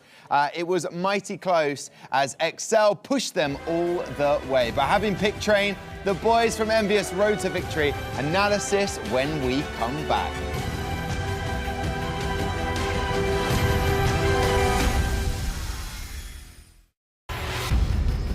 Everyone, there has just been a short break, but that's all sorted out now. We're ready to get underway with the action. If you are just joining us, it is of course going to be EnVyUs and exceL. The first map did go in favor of EnVyUs, but it was a very, very close one. Moving on to map 2, Inferno, it's going to be a very interesting game. Should be, Jack. Obviously 2 weeks in a row now where EnVyUs.Acedemy have won games being 16-13, so very close affair both weeks. But both times, in the clutch time, the clutch rounds, they bring it forward and they do close out the games eventually. A weakness we've seen from many UK teams, the fact that they have leads, they have advantages, they get through 14, for example, or 15 rounds match point, but they just cannot close out the games for the life of them. Yeah, it's a major issue for them. They just can't shut down rounds. Even when they're that close to being able to lock it down, get themselves to at least match points, give themselves a buffer to play with, for some reason they can't do it. And this always harps back to when they get into their CT half for the second half as well. They can build up a buffer early T half, but CT half does just not go in their favor. So we're going to be going to the pistol round. On Train, EnVyUs.Acedemy won both pistols and still only clinching it out. 16-13. So, Pedesco now, the kit double flashbang. What's he going to be doing those flashes? Probably flashing towards top banana. I believe he is. Lambert peeks towards mid, but spots nothing. The early aggression comes out from Haji here, but the grenade will force him to fall back. They are just going to try and play these crossfires, but VKL peeks out. VKL just by easy kills. The quad kill comes out. Haji will have the 5th. And that's going to set the tone as well for EnVyUs. A stomping ground there towards Banana. Surmounts that first round, 1-0 with a scoreline as they demolish exceL on that pistol. The counter strap, I mentioned before it happened, Jack. Does Pedesco have a reasoning for buying these flashbangs? Typically, you see the defuse kit player buy a smoke grenade. The reason being is it's so hard to land the body shots with the Glocks through the smoke. Obviously, an AK spamming through is very different to a Glock spamming through the smoke and finding the kills. So whenever you see someone buying double flashbang smoke on the pistol, they have a reasoning behind it. So, Luzon up with the Tech 9 buys Kevlar as well. We're going to be seeing a 5-step Kevlar bar into the T side from exceL. No AWP on that T side going into the first buy round. Yeah, it's going to be a bit of an awkward one from them. Just going to have to try and grind it out at this point. Boaster with the heavy aggression towards apps as well. Does make his presence known as he just fires out a couple of pot shots. exceL, they're going to try and play for split and picks and work their way into this round. Once again for EnVyUs as well. It's going to be the 4 SMG buy for them after round number 1. Bomb was not planted for exceL this time, which means they are going to be forcing up into this round. EnVyUs make this one nice and clean. 4-5 players staying alive. Going to round number 3, they're going to be playing versus the unarmored E-code opponents. It's another round there where you can build up your bank as much as possible. We saw the scenario what happens when you win these pistols, you win the first buy round, you win it with the SMGs as well. We saw EnVyUs buy 4 rounds in the trot after losing round after round after round. So much economic pressure they did to exceL. That's true. Boaster right now, a lot of confidence behind him. He's trying to go for the early contact players. He wants to try and creep up quad. We'll back off, try and reposition. They don't have utility to try and flash over here to go for a fast attack. So they're just going to have to try and go in dry and hope to trade. Flashbang will go over. Does keep the players at bay. For the meantime, Lambert with the second flash just falls back towards site, though. They have got through Speedway, and they're going for the split push towards B. Here it comes now, the split towards B through CT Spawn and Banana. It's all down to this first kill towards the B-bomb site. If they find the opener, then it definitely could go in their favor, but it starts to go a bit wrong. Connor will luckily enough find the headshot on towards Jack, so it all is in the hands of VKO. He had a great pistol round, but now he's doing damage when he has a rifle as well. They funnel towards him. He picks up 3, but it's just left on Jacob and Boaster at this point. Hadjay reigns supreme as he rips through him with the SMG. Lambert will have one as well, so they do get an extra bit of cash, but that was a close round. Was indeed. Damage was done in that scenario. The bomb was down, 12 seconds left. VKL finds 2 massive kills towards that site. Holds the push and doesn't allow the bomb to go down. That's going to be the full eco now coming out from exceL. Obviously, 2 players staying alive for the CT side, so it could force into this one that the money is low on that CT bank, but that is a big risk to take, especially with how the last map went, right? You're constantly 4-5-0 down at the start in a rut, and you had to fight back in every single case. It's going to be the full eco coming out from exceL. No pistols upgraded. It's going to be the 5 Glock buy, no Kevlar, and of course, both are there with just a decoy. Lambert as well, this time around playing very up close personal here, has the support of his teammate. If he wants to try and just rip his way through them, build up a lot of cash with this MP9 like Hadji's doing, and it could be a bit of a bloodbath. Just try and make the most out of these SMGs into the last round they might want to wield them into. Talking of SMGs, obviously, both of these SMGs finding the kills. Make it a third as well. It's $1,800 into the bank of Team EnVyUs. Another one as well. So 4 SMGs into this round. The question for me, Jack, is will they be bringing it forward into the first bar? And if they do, if they succeed with that once again, then money will be in such a stellar position. There's going to be so much economic pressure put onto exceL round after round after round. We saw what happened on the CT side of Train. Yes, you're winning the rounds, but you're winning them with 1. 2 players staying alive, and all it took was 1 round to be won from EnVyUs on their T side, and they broke that CT bank and got to match point. Yeah, it doesn't surprise me as well. I mean, Hadjay individually as a player will always consistently bring that MP9 or MAC-10 into the following round, respectively, of what side he's playing on. It's just something he always likes to go for. Team going to try and run the risk here as well. If they find these kills actually do pick up this round, it's going to be abysmal for the economy. Lambert right now goes towards Banana at the start and rotating back towards Arch. It's going to be 5 players from the T side playing towards second mid and mid, and look at the play coming out from VKL. Playing aggressive, they have control of Banana, they can rotate the second player away from B. This could be a 1-4 split. I mentioned in the preface how important it is to have CT side dominance of Banana. No one on the exceL side right now, 1 minute 20 left on the clock, showing any presence. No grenades, no spamming through the smoke, nothing. No presence shown, could spell the end here as we see the over-rotation from the CT side towards A. Trying to set themselves up. They do have the utility to play with, so we could see that flashbang coming over from Molt, flashing towards Quad, allow the push to come out. They will try and blind them, but it doesn't really work out. Hadjay as well, double kill with the MP9. He's getting so much money off a weapon that should not be working out this late into the game. Still damage coming through. Lambert as well. They just walk into a choke point, they get funneled in, and they have no idea how to deal with what has just occurred. 4 kills found by MP9s in a buy round. How often do you really say that, Jack? It's going to be the 1 versus 3 now, or 1 versus 2, sorry, as he finds a nice crisp headshot onto Lambert. 40 seconds left, has the bomb. No utility though, but full HP. He's versus the M4 of VKL and the SMG of Petiscale. It's going to be a 1-for-1 in terms of CT defense. Lazza, he needs to find this kill towards Pit. He has the sight. And that scenario, if he gets a good afterplant as well, that could spell the end here for the first buy round. Yeah, if he takes this 1 versus 1 against Petiscale here, clears Pit effectively, he could get himself into a really good position. The only thing is, time is ticking away, so he might want to try and skimp out on clearing it, just take control of the A bomb site, as he will push through. Actually does get on undetected at this point and go for a deep bomb plant at the back site. He knows exactly where Petiscale is as well. Plants the bomb, goes for the peak, spots him towards Pit as well. Knows where one player is, goes for the face, wins the duel. And now the 1 versus 1, 86 HP for him. Fast flashbang comes in, he knows exactly where VKL is. VKL's last bit utility used as he tries to take the push through. He gets tagged as well by Lazza. Lazza just trying to play around it, finds the headshot. Big clutch coming out from Lazza there, a hat trick of kills. EnVyUs, sure they got the cash, but they're not going to be able to close out the round. Lazza steps up in the first buy round, makes it 3-1. He stops the trend we saw on Train where EnVyUs kept winning these rounds, where they'd win the pistol, win versus the eco, the force buy as well, and then win that first buy round. exceL though, they don't go quietly into the night as Lazza wins the big clutch. It's going to be the AWP back onto Lambert, the M4 buy this time, no SMGs for the CT side. And actually it's going to be SMGs onto the terrorist side. Connor there with the Galil, UMP onto Boaster, and a Tech 9 for Moles. So is this round 1, the 1 versus 3 from Lazza, a blessing, or sorry, a curse in disguise? Because if they lose this one, they're broke, Jack. And that could be an even bigger lead here for EnVyUs. Yeah, that reset potential is going to be really, really scaring them right now. They're going to try and change their play style and take it as it comes. Once again, slow style of CS here They have the utility to play with, though, so they can try and let it go a little bit later. Lambert with a cheeky angle here as well. Just a pixel angle, lands a tag. That is filthy. It is indeed. Boast now to low HP. Mole as well, the Tech 9. Luckily, for exceL, the players with the full HP are the players wielding the rifles. So, 1 minute 5 seconds left on the clock. No presence towards B yet from EnVyUs, but they still have a good read on what exceL want to do towards the latter portions of this round. Bomb towards second mid. 4 players, 3 players towards apps, 1 towards mid. It's looking like another split or potential A players to smoke off arch. Going to go towards quad. They can smoke off pit, molly pit, and try and get an assault towards his A site.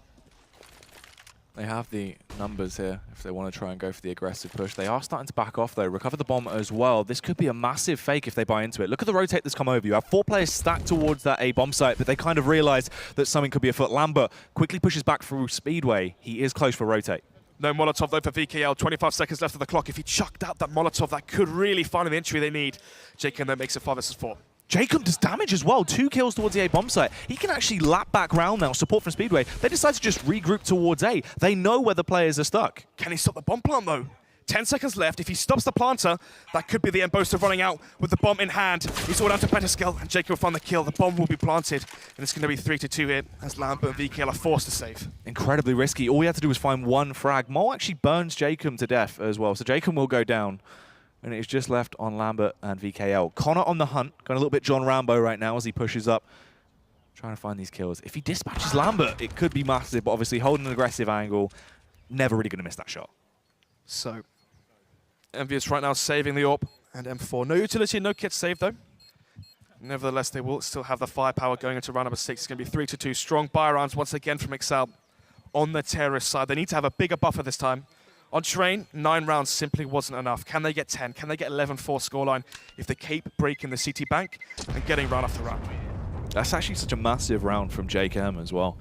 Stepped up massively, start to lead by example. I think we saw him towards the bottom of the scoreboard as well. He is the IGL. You don't expect him to be that frag powerhouse. I didn't even realize he died to Molly as well. To Molly, obviously. On train, I think we saw him towards sort of 11 kills at the end of the game. Yep. Moving on now, already 5 frags on the board. But Starting 5 to very important kills as well. Big impact frags. So it's going to be the Eco coming out from Team EnVyUs. There should be a 3-3 scoreline here unless something crazy happens with the saved AWP and M4. Where is Lambert going to be taking this one? It's going to be the 3 players towards Banana. And then VKL with the M4 as well towards the B bomb site. So heavy play towards the B site, both the saved rifles. If the bomb, well, if they execute towards A, EnVyUs could save the AWP and M4 into round number 7. So the rotation will come in. They can be leaving Lambert alone towards the B bomb site and playing this one nice and slow. Already apps control right now from the T side, as we see Mole and Boaster there taking control of that real estate. It's going to be 1 minute 20 of the clock. Bomb towards second mid, and slow default and slow play from both teams. Pacing it back a little bit. This slower style of CS coming out from exceL, though, has been working fairly nicely for them on their T half. Obviously, just take it as it comes. EnVyUs don't actually seem used to that. Used to the more aggressive style of play on Inferno, yeah. So, Lambert alone towards that B-bomb site. No utility for him. He can't throw the counter flashes, the counter Molotov once he knows the push comes through. Holding the angle. 1 versus 5 towards B. Stack towards A. VKL can save the M4 unless Lambert goes huge. They're going to go for the run boost over. Actually, no, Jacob getting the elevated angle. We're going to do the smoke. They do peek early. He fires off the shot. They now know Lambert's location. Double faces, but he misses. Should have landed that shot. Trying to hold through the smoke as well. Goes for pot shots, Nods. But they've got control of B now. They do indeed. They can get good after plants as well. Lambert towards Ruin, trying to get the wall bang. Almost connects it through the smoke. Unfortunately, he has to shoot through Coffin as well, so it would have just been a wall bang. Nevertheless, it's going to be the Eco coming out from EnVyUs, so can't be expecting too much here. Oh, how awkward as well. The timing with the smoke fading, they get absolutely obliterated as Boaster and Connor start to dispatch everyone in front of him. It's just easy pickings. Jack's up close and personal, P250. It was a good angle, but it's not going to come through as Lazar and Jacob take down the remaining members. 5 players staying alive as well for exceL on their T side. Crucial for their money. Leading in for the rest of the first half. It's going to be 4, oh, it's actually going to be 3-3 now. Let's see what the bar's going to be like from EnVyUs. They lost the AWP from Lambert in that round, risking the solo AWP play towards B. And didn't amount in that round win. It's going to be such a weak buy, wow. 2 UMPs onto Jackson VKL, the mag similar to Hadji, the double M4 set up there from Lambert and exceL. Round number 7, a weak buy coming from EnVyUs. Backs against the rope as they full force into this one. exceL win versus this weak buy here, Jack. They could really be getting a good lead here. Hadji, though, when he has actually donned the Mark 7 in the past on Inferno, he's been a very aggressive player. We see him sort of playing that JWS style. He's going to take your aggressive plays towards apartment. Normally, he is actually able to be such a big nuisance into the round. Early contact comes down, though. EnVyUs try and go for the power play, but Mole is having none of it. 4 versus 4 now, as Mole finds the first. as VKL gets aggressive with that SMG. Still, Jax, low HP, tagged down by the Molotov and HG, will eventually fall back. It's going to be a split defense right now from the CT side. 2 towards A, 2 towards B. Still 1 minute 14 left on the clock, and the T side have control of Banana, so they can throw a fake towards B, run back towards the A site, or they can simply execute smoke off coils, smoke off CT, Molotov towards Molly towards back boxes, and second or first oranges, flush out the site, and have it for free.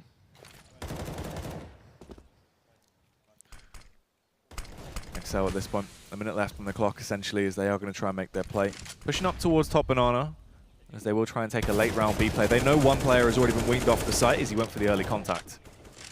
So, Jacob lurking once again, trying to find the first frag onto Lambert. It's already 1-man advantage. Mo found the first towards Banana. And right now, this is all a ruse, a fake. As he slowly shifts towards Arch, loses the duel, but nevertheless, it's still going to be the 4 versus 1 now. What can Jax do? They've been lampooned, but will they fall for it? It doesn't matter, actually, as Connor pushes his way in, finds the opening kill, but there's the spray back through. Lambert just ripping off a hailstorm of shots through the smoke. Will take down Connor, but he gets caught with his pants down, knocked down to 40 HP as he wanted to try and take deep yard control. Mole lets it slip, though. CT's now have control of room. They can go for the retake here. Kits onto Lambert, so crucial that they survived and won the duel versus Mole. Currently got the 3K into this round. Can he make it the ace? They're still going to be rotating back in through CT into Lazor. Oh, the timing once again. Lazar lets it slip, but luckily enough, him and Boaster do start to show up. It's left on Haji. This man can be an artist with the AK as he starts to slay, but he will go down. Lazar will punish him. One player staying alive there. Lazar clutching it out in the 1 versus 1, but nevertheless. Player surviving, they win the round, they make it 4-3, and finally after losing the pistol, they take 4 rounds of the trot. Lambert there shaking his head in frustration. He knows exactly how crucial that round was. They fully forced into that one. The money will be so low, they're going to be forced to eco here, Jack. It's going to be 3-5 potentially, and another round now where exceL can build up their bank as much as possible. Already 8,000 to Lazar, but we might be seeing 6,000, 7,000 being the average across the board for all of these exceL members. Heavy utility usage towards top Banana as well. I mean, they want to try and take that aggressive deep Banana control, push their way up already, get locked in towards top car, try and deny any early map control being taken by EnVyUs. Jax now, simply just holding the angle to see if Connor will face. But still, doesn't spot the bomb just yet. exceL not giving away their hand, as it's still 1 minute 25 on the clock. Usually, versus the anti-ecos, we're seeing very slow passive plays. They want EnVyUs.Acedemy to walk into the crosshairs, walk into the crossfires, and have the man advantage. He's got everyone very low, though. If he gets flashbanged over to try and peek in, could surely shut them down, but he won't be able to. Does tag another member. Mole, Boaster, and Connor, they have all taken quite an impactful hit. Yep, Silver Lining could be the low HP. Peterskill finds a frag onto Jacob. Low HP onto Boaster and Mole. One shot from the Deagle will take them down. That could be the cause for concern for exceL. VKL holding the outflank as well. He should get the body shot. The only one with real utility is going to be Lazar. He needs to try and force them out, but VKL just hunkered down. Dirty Deegan starting to come through as he connects these shots. Takes down Boaster as well. He's just ripping his way through. He's a sentry gun as he finds that final kill back on towards Mole. It's all in the hands of Lazar now. Sure, he finds the AWP shot, but he's trapped between a rock and a hard place, sprinting straight towards it. He's going to have to try and overpower Peterskill. It wasn't meant to be. EnVyUs off the back of VKL, just reigning supreme with the Deagle. 3 players were still low, though, but VKL showing off his prowess with the Deagle. That's 3 nice peak headshots with the Desert Eagle. It's going to be 4-4 now. A big eco round 1 there for EnVyUs.Acedemy. Only Kevlar bought for Haji as well, so that's a non-Kevlar eco win. Very rare sight to see. Anyway, it's going to be round number 9, 4-4 is the scoreline. A weak buy once again from exceL. Lacking, well, I guess it's 2 players lacking utility. Got the AWP once again onto Lazar. Jacob there lacking firepower though onto the SMG. 3 AKs will finish off the rest of the buy. It's going to be the AWP once again onto Lambert even. So, 1 minute 40 left on the clock right now. Banana control, really not given to one side. Lambert once again playing passive towards Arch, holding. Oh no, actually speaking towards second mid, so aggression here from Lambert. We saw him hit the shot earlier before onto Boaster. Got the tag, but didn't quite get the frag. It's still a 5 versus 5. 4 versus 4 is the scoreline as we go into 1 minute 20 on the clock. Could have been a huge kill there as well towards Jake early as Lambert just went for the pot shot back through the smoke, but no one is going to be going down that easy just yet. Bomber still towards T-spawn. VKL, after having such a strong, dominant previous round with the Desert Eagle, you can see EnVyUs right now, they trust him to play solo towards B and have the extra man towards the A site. Jax towards CT spawn, fast rotation towards A. The Bomber's still in T-spawn, 50 seconds left on the clock right now, which means Connor will have to retrieve that and bring it back towards A. But they might be giving away their hand. They actually are going towards this A site eventually.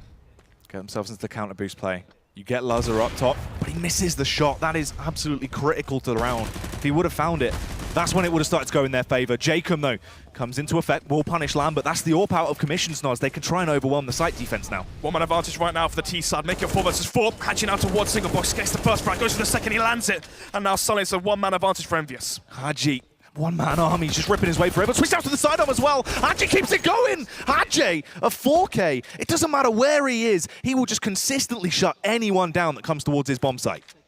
Crucial round to be won as well. If they had lost that, they would have been reset once again and forced back onto an eco quasi-bite or a weak bite that. It's going to be 5-4 now as EnVyUs once again take claim of the lead.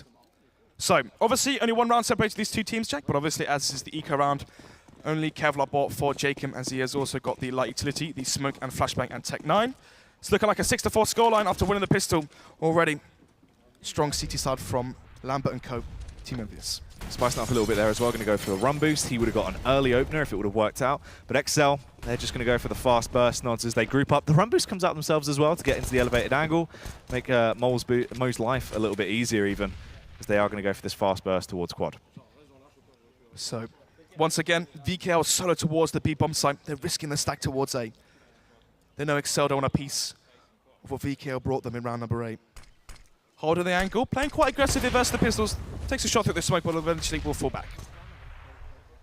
I'm going to try and take that deep arch control. Lazo with the drive-by finds the headshot on towards Jax. Lambert will take them down, but has to try and retreat. Hunk down to a good position. He was in a one-and-done angle. He can't consistently hold from there. You can see VKL, he knows exactly what the T's can be doing, wrapping around through arch. He's holding the off angle towards Ruin. This is a very smart play. Gives up banana.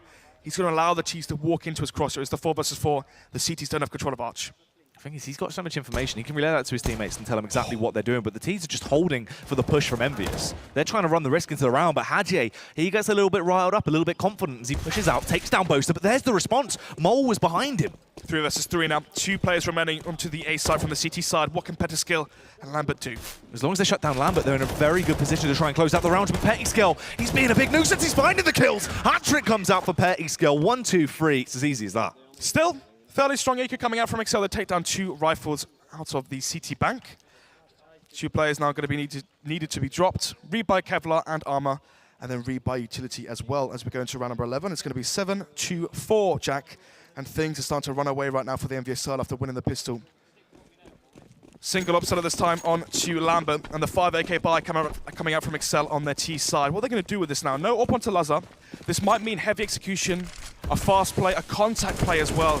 Stack together, have close spacing, play the trade game with the rifles, and slowly play contact play, walk into one of the sites without the AWP. exceL, always heavy aggression early towards app control. They've been quite restricted in the past few rounds of how deep they want to push into banana. Not trying to go for that active early play. And this could be coming back to bite them as well, because they're getting in towards that A bomb site, but the rotate's there so early, because EnVyUs can try and take that map control once again now. So much faith in that anchor VKL. Once again, the 4-man stack towards the A site. Connor holding for the push towards banana, but you can see VKL, he won't take the bait. He's playing so passive, so far back. Even if they come towards B, can play retake, they can trust in that. VKL has to find 1 frag, get some counter nades in, buy time for the rest of rotation to come in through CT. That's his job right now as the anchor towards B. Jax looking to join him as well through CT spawn. You can notice as well how he goes right side into the speedway. The reason is he can run that way and the T's won't hear you through banana. So just little things that make a big difference. It's very true indeed right now, as they're just being able to play to their own strengths. That 3-man setup towards the air bomb site though, as the push is starting to come in. It is going to be the fake, just trying to lampoon them. Make them believe that this is going to be the true play. They need to make a lot of noise right now with the support of Jacob. They have no real utility to invest into this, though. They just need to find the frags and force that over-rotate. Playing on the smoke could aid them. They push straight through the flashbang. They find the opener, but actually they don't. Boaster is able to trade it effectively, though, but Lamb comes straight back in. This is where things start to get awkward. They can go for the fast rotate straight over, and VKL is doing damage towards the reserves. 4 versus 2 now. 10 seconds left. The bomb can't be planted. It's going to be the save coming out from exceL. They're throwing the towel. And they're going to come back biting into the next round, round number 12. How many rounds is that in a row now? Can we see the scoreboard, please, observer? That is 5 rounds in a row. They're going to have 3.4k into the bank account, so they can drop over 2 AKs if need be. So we are going to be seeing another buy potentially coming out from exceL. Actually, no, they can't drop over. You don't get round loss bonus when the bomb is not planted. So the 2 players saving did not get their 3.4k into the bank. I forgot about that. But I believe they can still buy up into round number 12. Let's see what they're going to bring out. It's going to be 8-4. EnVyUs. Oh, no, 7-4, sorry. EnVyUs nearly doubling the scoreline of exceL as they do go for the quasi-buy around the 2 AKs. Come back 10 onto Jacob, Kevlar on all 5 players, 2 Tech 9s as well onto Boaster and Lazar. What can they do versus the strong CT defense we've seen so far from EnVyUs? Seems like B aggression is going to be the order of the day as they try and make their play through. Flashbangs start to go over early to try and keep them at bay. Molotovs down nicely as well. Heavy tags are coming off, and exceL, they don't have the best arsenal to play with here. Relies quite heavily on close range. We need to see Connor and Mole actually get the opening kills to give them a little bit of leeway. Low HP onto all 5 players. This should be a bloodbath towards the B site as eventually they will get churned up through CT spawn. Ripping straight through him through the smokes right now. Mole will retaliate as he finds 1 kill, and Jacob's there to try and support him as well. He is on the bomb site. If he takes down Jax, maybe there's potential, but his teammates drop around him. And VKL, it's always him towards B. No matter if he's the only man there, he's got the confidence. He knows how to play it effectively. We're seeing constant rotates over. He's playing mind games with him, not in the same angle twice in a row, and he's just being able to decimate exceL. Question now for exceL. Do you buy up into this one, or do you concede to go for the quasi-buy and allow EnVyUs to get to that big round number 9 on their CT side Inferno? We mentioned in the preface before both maps as well, Jack, was how many T rounds can exceL get? Is it a big enough buffer? We still have 9 rounds, 9 terrorist rounds on train as well of all maps, and it wasn't enough once things flipped down onto the CT side. If they get to 5 or 6, I don't think it's going to cut it here, Jack, especially if they lose their second pistol. That's what's scary as well, because obviously when you look at Inferno, you think, right, if you've got a good CT side, that's where you're going to be able to get a majority of rounds for exceL. Their CT side in Inferno is incredibly weak as well. AWPing on the CT side Inferno is such a strong map to talk about AWPing. As Hadji as well backed up by the AWP of Lambert as he finds 1 kill, will eventually be traded out. Actually gets a second as well. Lambert misses the shot there, but it's still a 4 versus 3, 1 minute 17 on the clock, and the bomb towards Apps. Already starting to decimate any idea that exceL wanted to try and use into this round. They can't go for an effective play. They have to try and reevaluate the situation and work out what they want to do. Off their locations right now as well, they do have a little bit of utility spread between them. Obviously, you've got the 2 smokes, you've got 3 flashes. You can try and take control of the A-bomb site. You can block off Lambert's line of sight, but this is still going to be so awkward. Silvalani now for exceL is the fact this is a 4 versus 3 and they're on the terrorist side. You can see a split defense coming out from EnVyUs. 2 towards A, 2 towards B. So it will be a 2 versus 3 towards this site, but Lambert finds the first. We'll be able to take down Connor, and he really is your absolute showstopper in a majority of rounds. This could be quite awkward. Jacob, the main man himself, the in-game leader, the brains behind the team, trying to lead by example right now, but he just cannot connect the shots as he has to try and resituate, peek straight into a round, rips him down. That's Petty's got to find the frag, and that CT half from EnVyUs looking scarier by the second. Already on 9 rounds as well. This could be an 11-4 here. exceL can be buying up into this round. If they lose this one, they will get 3.4k into their bank account, but if they don't plant the bomb, they're going to be having another weak buy, a UMP buy, 2 Tech 9s here or there, and strong utility nevertheless, though. Anyway, they're round number 14, 9-4 will be the scoreline. It's going to be the AWP onto Lazar, Tech 9 onto Boaster, and then the 3 AKs to finish off the rest of the T-buy. Versus them will be the AWP onto Lambert and the 4 rifle setup run out from the CT side, playing 2-3 setup this time. No longer 4 players towards the A site from EnVyUs, but Lambert playing aggressive once again towards middle holding for that second mid peak. Lazar with the AWP now as well. I want to see him back on form, try and go for those more aggressive openers, try and just be that extra little bit of lifeline that exceL needs. That's where he's at his best, normally when he just has the confidence, no leash on him, allowed to do what he wants.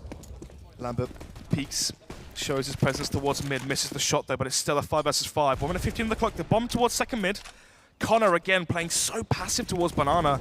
He's never going aggressive, trying to get information, trying to get first frag. He just holds for the push, but gives away so much ground. Talking about that, Lazar finds the first and it opens up Arch right now for the terrorist side. Yeah, it was a tight angle there for Lambert, and he did land the tag, but obviously couldn't try and convert that into the kill. Gets shut down. Then you have 4 members left right now. They're spread fairly thin, 2-2 to a site, and the push does start to come around. If they go for this pincer play towards the B bomb site, as long as Jake finds that opening kill snods, this could be a massive round. Lambert is down as well. It's a big scalpel to take. The primary AWPer and in-game leader of EnVyUs is down. Let's see now, 40 seconds left, and here comes the split towards B. They're going to try and go for it. VKL is aware that Jake is slowly tiptoeing in from the rear. Jack's trying to get into a good position as well, but it doesn't matter. This time around, Connor is too fast to handle, finds the flick shot, takes him down, and VKL, furious that he's lost control of his bomb site, wants to try and deny this. 4 versus 3 now, as the flank comes in towards Banana. Mole gets taken down, it's a 3 versus 3, but Lazar's the angle, the AWP. Lazar will find a headshot back on towards Hadji. That's a power player taken down at the flick as well. Lazar back for more. No crumble served up today. Big 180 flick found there by Lazar. Should secure the round 5-9 here. And so on to VK. Has no smoke though, but has the defuse kit. So could potentially still get the exit here. We'll get the first frag onto Connor. There's still time, but just for a few more seconds. Yeah, pushing in. He needs to try and go for it right now if he wants to at this point. Pushes in, just suicides out. And at least exceL find themselves a bit more of a lifeline, a little bit of a buffer. That comes down to a massive shot there from Lazar. How often can you really expect that from a player? Obviously, the first frag, fairly standard. I thought, okay, he's going to be caught off guard here. Does the 180 flick onto Petascale, catches him off guard there. And grants exceL round number 5. But the problem is, again, is 5 enough rounds as a buffer leading into the CT side, especially if they lose that pistol. Lambert peeking towards mid, trying to see if he can find the first kill. It's going to be a very different default here, Jack, as we're seeing 3 players go towards Banana at the starting from exceL. Usually it's just Connor, but this time Jacob is joining him. They have strong utility on that T side. And double upset right now coming up from Jackson Lambert on EnVyUs.Acedemy. Could that catch Connor off guard? You see as well this time around, VKL actually opts in to just play that support role towards the A bomb site and just leave heavy aggression on Jax, make him push his way down, try and gain that early banana control. This could be quite risky. If the early push comes through, if they take down Jax, it's going to be a late rotate. It is indeed. Mole once again towards apartments. And again, actually no, not again. Jax going to be the solo anchor this time as the AWP. We saw what happened last time when Lambert was alone towards B. He missed those first 2 crucial shots and gave up that B bomb site for free. Can Jax do it better? Lazar, he's been looking good with the AWP and he will land the tag, but it's not quite the frag they needed to try and give them the opener. exceL though. They know exactly where Jax is playing from, but they don't really take advantage of that weak defense for a split second. The VKL has joined their ranks towards B. It's a 3-2 CT defense, fairly standard right now coming up from Team EnVyUs, but there's 35 seconds left on the clock right now. 3 towards B, the bomb. Fast is stomping back up Banana, going to be rejoining the ranks towards this top Banana position. All down to Mo to sell the fake towards A. Well, has to be the difference maker. It's one of the keys to them being able to pick up this round. Just going to try and lurk it out though, wait for the rotate to come through and cut off that rotate as the push comes in. They want to overwhelm everyone that's there. Connor finds a headshot, but if they don't clear second oranges, VKL can strike. He finds 1 kill, nearly the spray down, but Jacob is too fast. Will take it, needs to grab the bomb and get the plant right now though, as time is starting to tick away. If they deny the bomb plant, the round would be over. 3 versus 3, sorry, as they know exactly what Hadji is. They have 2 defuse kits, so the CTs can still win this. Lazar stepped up massively in the previous one. Can he do it again, especially as they're a man down now? Mo, he was in the back line. He was setting himself up to really be such a key player into the round, but unfortunately, he will be executed. Lazar, realizing they're going to try and go for the double push right now. They want to take that deep banana control. Will be able to find the frag back on towards Lambert. He can just slip out of there as well. Stays alive. Jacob does a bit of damage. Lazar just needs to try and bait for them, but the bomb is in an awkward location. Hadji hoping to force the face. He does come off it. Pete comes out. Lazar shuts him down. Another round being picked up off the back of Lazar's individual skill. Smart stuff there. Hadji wanted to bait him out, but that coming off just came back to bite him. Close but no cigar there for EnVyUs. They have the man advantage on the retake by Lazar and Boaster reign true. They win the 2 versus 3. It grants them 9-6, but it puts so much pressure on them right now to win their CT pistol. Something strange as well. On that T side, if you're Lazar, the flash comes in, you peek out, you spot Jax towards CT. My first reaction to that scenario is, okay, the orb's towards CT, I can hold this angle, one of my teammates can smoke off Ruin, and then suddenly the AWP has no impact into the round. You smoke CT, smoke off coils, the AWP can't rotate back, have an impact in any scenario, and suddenly it would be a 4 versus 1 towards that B bomb site. Instead, exceL, they play more scared, more timid. They don't really take advantage when they see it in front of them. Given the fact they are playing with a man, well, I say a man disadvantage, they're bringing in Mola as a sub, a star, and a key player in the UK scene, brought back this week, and only with 10 hours played in the past 2 weeks, still delivers and performs strong. Here's the thing as well right now, in a lot of these sort of camera segments where we're actually seeing the team, Jake's not talking that much. This is the quietest it seems we've actually seen from Jake. Obviously, on the first map on Train, Jake looked like he was being very vocal. Now coming to the second map, it's more Mole that we're seeing actually pipe up quite a lot. Obviously, Mole, he's done a lot of in-game leading in his time, been at the helm of quite a few mixed teams. He's won so many lands, countless tournaments. UK Masters, has he won Premiership before? With Robin and that lot? Yeah. Premiership, UK Masters, Insomnia lands, of course, back with the Infused lineup. So, and Easy Skins, of course, I-56 or I-55, one of the 2. Anyway, it's going to be the second half right now. Is 6 rounds a big enough buffer for exceL on their CT side? We keep seeing weak counter-terrorist sides from the UK teams. Can we see them step up when they most need it? If they make this a 1-1 draw, get to 3 points in the league, it puts less pressure on them, having to win versus all the other remaining teams in the tournament. It's going to be the kit and smoke diffuse for Mole, and a force Kevlar for the CT side. For EnVyUs, though, it's only going to be smoke flashbang onto Lambert. Slowly push coming through right now, Lambert. Just trying to bait out the shots, get an idea of what the setup is going to be early for exceL. What's interesting as well is the fact that Lambert bought a double flashbang. He flashes the top of Banana, and it's keeping 3 players here because of that one flashbang. So, And now we can flash the players out of apartments and smoke off Mini as well. This is such a strong pistol right now coming out from EnVyUs. Jacob and Lazar need to work as a good duo here as well. Trade for each other effectively as they do start to find the first frags, but Jake goes down and Lazar will follow shortly as well. Kit though for Mole and a smoke kit. Smoke kit, sorry?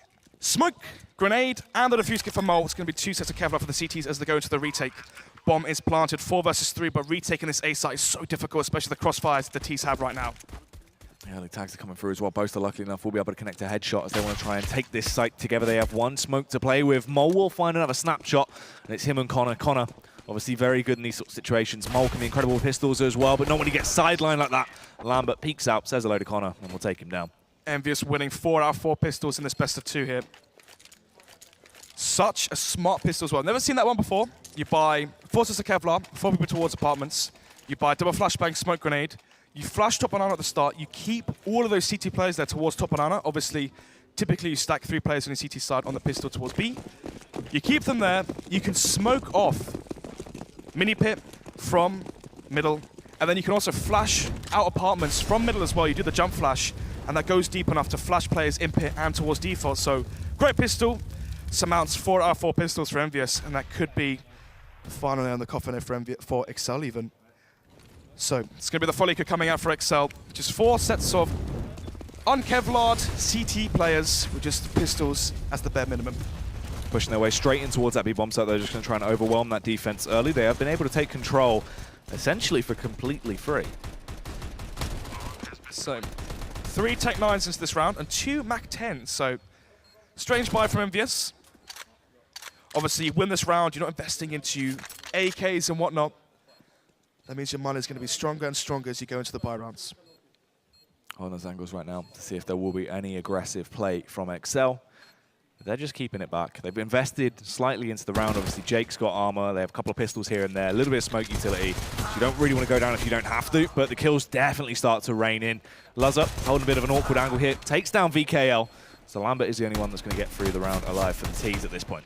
So 4 players dying on that terrorist side. The bomb will eventually explode, but you have Tech 9s. It's not as if this was a 3 AK buy, a Galil and a UMP, for example. It was 2 Mac 10s, 3 Tech 9s, so actually losing all those players isn't really that bad of a scenario for them as they go into the next round, round number 18. They're actually going to be playing versus the Eco as well from exceL. So once again, SMG's bought up, trying to find frags and stack up as much cash as possible leading into the first and remainder buy rounds of the second and final half. EnVyUs now. They've got the range to play with on Petty Scale and VKL. They can just hold back, and the aggression can definitely come out from the T's with the SMGs as Lambert will start to prove that. Finds the opening kill. Haji as well somehow burns Connor immediately and gets a double kill off the back of the Mac 10 there as he finds that headshot on the wall. It's actually a blessing in disguise as well, dying to the Molotov instead of the Mac 10. You're only giving away $300 in straight cash to the T side instead of 600. So fair enough. You see some teams actually on the terror side will just jump into Molotovs, die on purpose because it stops the CT or the T-bank growing so much off of the back of the submachine guns. Boaster looks a bit lost right now as he is going to be sprinting around trying to find something to make this work. Lands 2 dinks and nearly takes them both down, but will go down himself. So we saw in every single scenario EnVyUs.Acedemy bringing forward the SMGs into the first buy round. Looking likely they're going to do it again. Every single time they've done it, they've won. Actually, no. First buy round, the massive 1 versus 3 from Lazar did stop that from happening. So this could have been an even worse affair right now. This could have been 13-5, 14-4 scoreline right now. exceL in such a deficit after losing both pistols.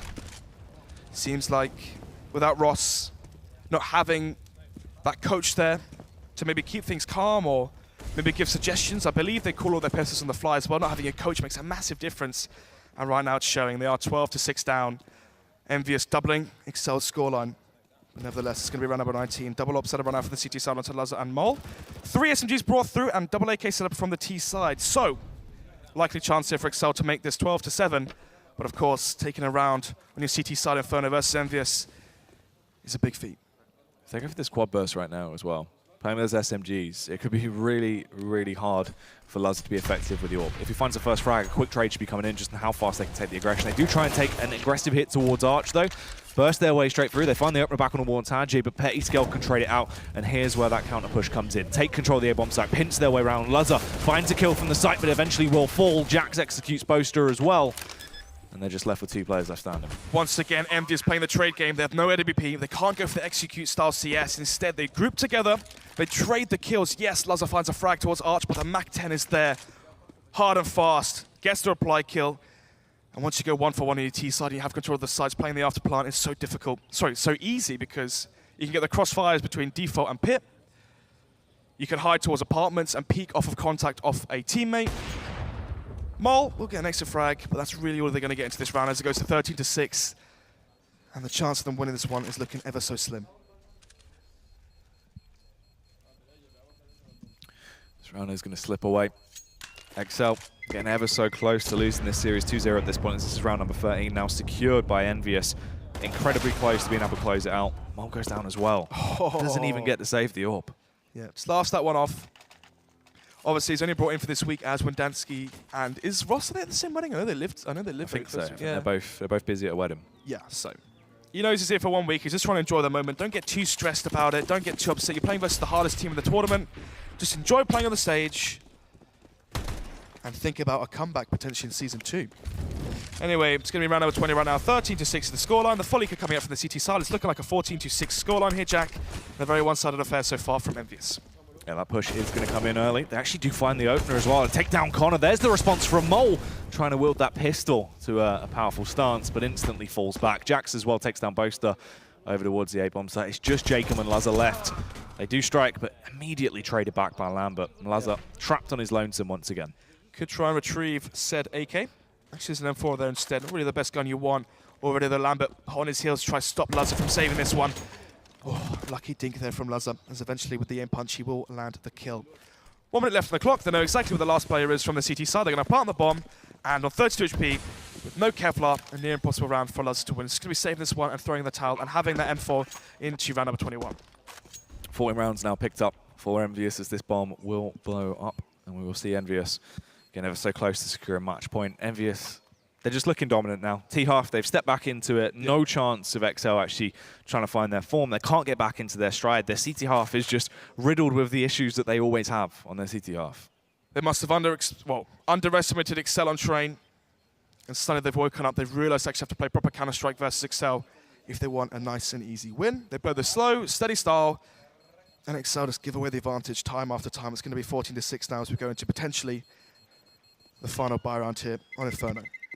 exceL only on 2 points. The draw would be so impactful for them in the standings of the Elite Series, but doesn't seem too likely here. Yeah. Overall, this is going to mean as well, if EnVyUs do pick this up, they would not have dropped a game so far out of the course of 5 weeks. Yeah, 12 maps straight. Yeah. Anyway, then another buy comes in. Let's see what exceL can do. 14-6 down. Let's go with the double up setup as their answer to their current demise. Luzzer opening towards the A site. Mole, the AWP as well, going to peek towards Banana. See if he can get the entry for his team and make it 4 versus 5 in his favor. VKL, he's going to be the first casualty of the round here. This time around, exceL actually getting the opener could give them the confidence boost they need to try and take a different approach into the round. The T's have backed off from Banana control as well, so we can see that early CT rotate to support towards the A-bomb site if Mole wants to try and push down, take deep Banana control. Right now, just in the elevated angle, providing support with the AWP. Yeah, really good play from exceL. Luzzer finds the first frag towards mid with the AWP. And now Mole has control of Banana, so you're going to be seeing the rotation coming in from Connor, rejoining the ranks towards Arch, playing towards Speedway. He can watch the push up if the T's opt to go through Archway. And that will mean Jacob knows he's got his angles covered. Yeah, this is a nice setup in play actually from exceL. This definitely could be the difference maker as the push will start to come through. Early nade usage comes out as it soars through the skies. They're going to go for this late burst towards that A site, getting themselves in these high angles. They want one of the CTs to peek right now. Jax on top of the balcony, trying to find that first frag. Jacob, though, playing such a passive angle, might give away his position if he steps one step too far. If they spy with Shadow here, they will be able to take him down. Jax now gives the game away, forced to bound off and start to reposition. Mo actually finds another frag as well. There's just 3 Ts remaining into the round, and time is starting to tick away. 30 seconds left. They have to go for the commit towards the A-bomb site now. exceL gets the opening frag. There's the trade as well, as Jax will connect the headshot back on towards Boaster. Lazar's hunkered down, but now he's dead as well, as Haji swiftly eliminates him. Somehow, some way, we're into a 2 versus 2. 20 seconds left. The bomb is eventually planted. It's going to be counter Connor, though. That could be the saving grace here. Careful on both players, but the AWP for the retake on the A site is so difficult to utilize. This was a round that exceL should not have even got into this situation with. They should have been able to close it out, get themselves 7 rounds on the board. The late play as well as they start to come back in. Mole could have been caught with his pants down. Lucky that the time was ever so slightly off, but losing Connor like this spells defeat. He realizes this and will probably just try and go for the save. 5 versus 3. Push comes in towards the A site, but once again, the trades from EnVyUs.Acedemy. Amount round number 15 of the match point here for EnVyUs on the second map. It's going to be 15-6 right now. EnVyUs winning a round where they were so unfavored in that scenario. The 2-man disadvantage, 30 seconds left on the clock as well. What made it even worse is the fact that exceL knew exactly what was going on. Mole was alone towards B, had a 4-man stack towards the A site, so things couldn't be any better for exceL. They have a 2-man advantage, all the players they need on the A site, but somehow, some way, they eventually let it slip. It's going to be a match point here for EnVyUs, and probably game here. It's going to be the UMP onto Lazar. 3 M4s and AWP on that CT side buy, and the 4 AK and AWP buy onto Lambert for the T side. EnVyUs, they've got this one in the bag at this point. Just going to try and use their standard approach to the rounds. A little bit more aggressive towards Banana though. Heavy nade usage as well. They want to try and take that fast play towards Banana into the late round. 5 versus 5. 1 minute 30 left on the clock. Lambert with the AWP peeking towards mid, holding if anyone will eventually get a bit too aggressive and walk into a scope. Haji here boosted towards Banana, trying to find the first frag towards B. But still, Mo with the AWP, won't peek just yet. Shoots his AWP, supposed to bait someone in. Jax now towards apartments, tries to get the first entry, he does just that. It's going to be the 4 versus 5, and now the CTs are split. Oh, nearly found the second shot, but Lazar will take him down. Connor just having a bit of a pool party now as well, as he waits for that push to come through. 4 versus 4. 1 minute left on the clock right now. Bomb towards Banana. CTs are forced to split up their defense, but right now you can see Jacob has all the information towards mid, spots no one, should give away the deal. It's going to eventually be the BXQ. The aggression getting ready to come through as they do flood their way through. Mole misses the opening shot though. That could be the downside. VKL as well connects their shot back on towards Connor. It's a 3 versus 4 at this point. Mole is able to get in towards Garden, but the smoke blocks him off. He can't be as effective as he needs to be into this round. They go for the elevated boost, peek over the top of the smoke. Jacob will fall, and they're just getting absolutely minced at this point. This should be the end here for exceL. 2 versus 4, no kits as well as the bomb does tick away. It's going to be the 1 versus 4 now. Mole last alive. What can you really do with the AWP here? Finds the first, but shouldn't find the others.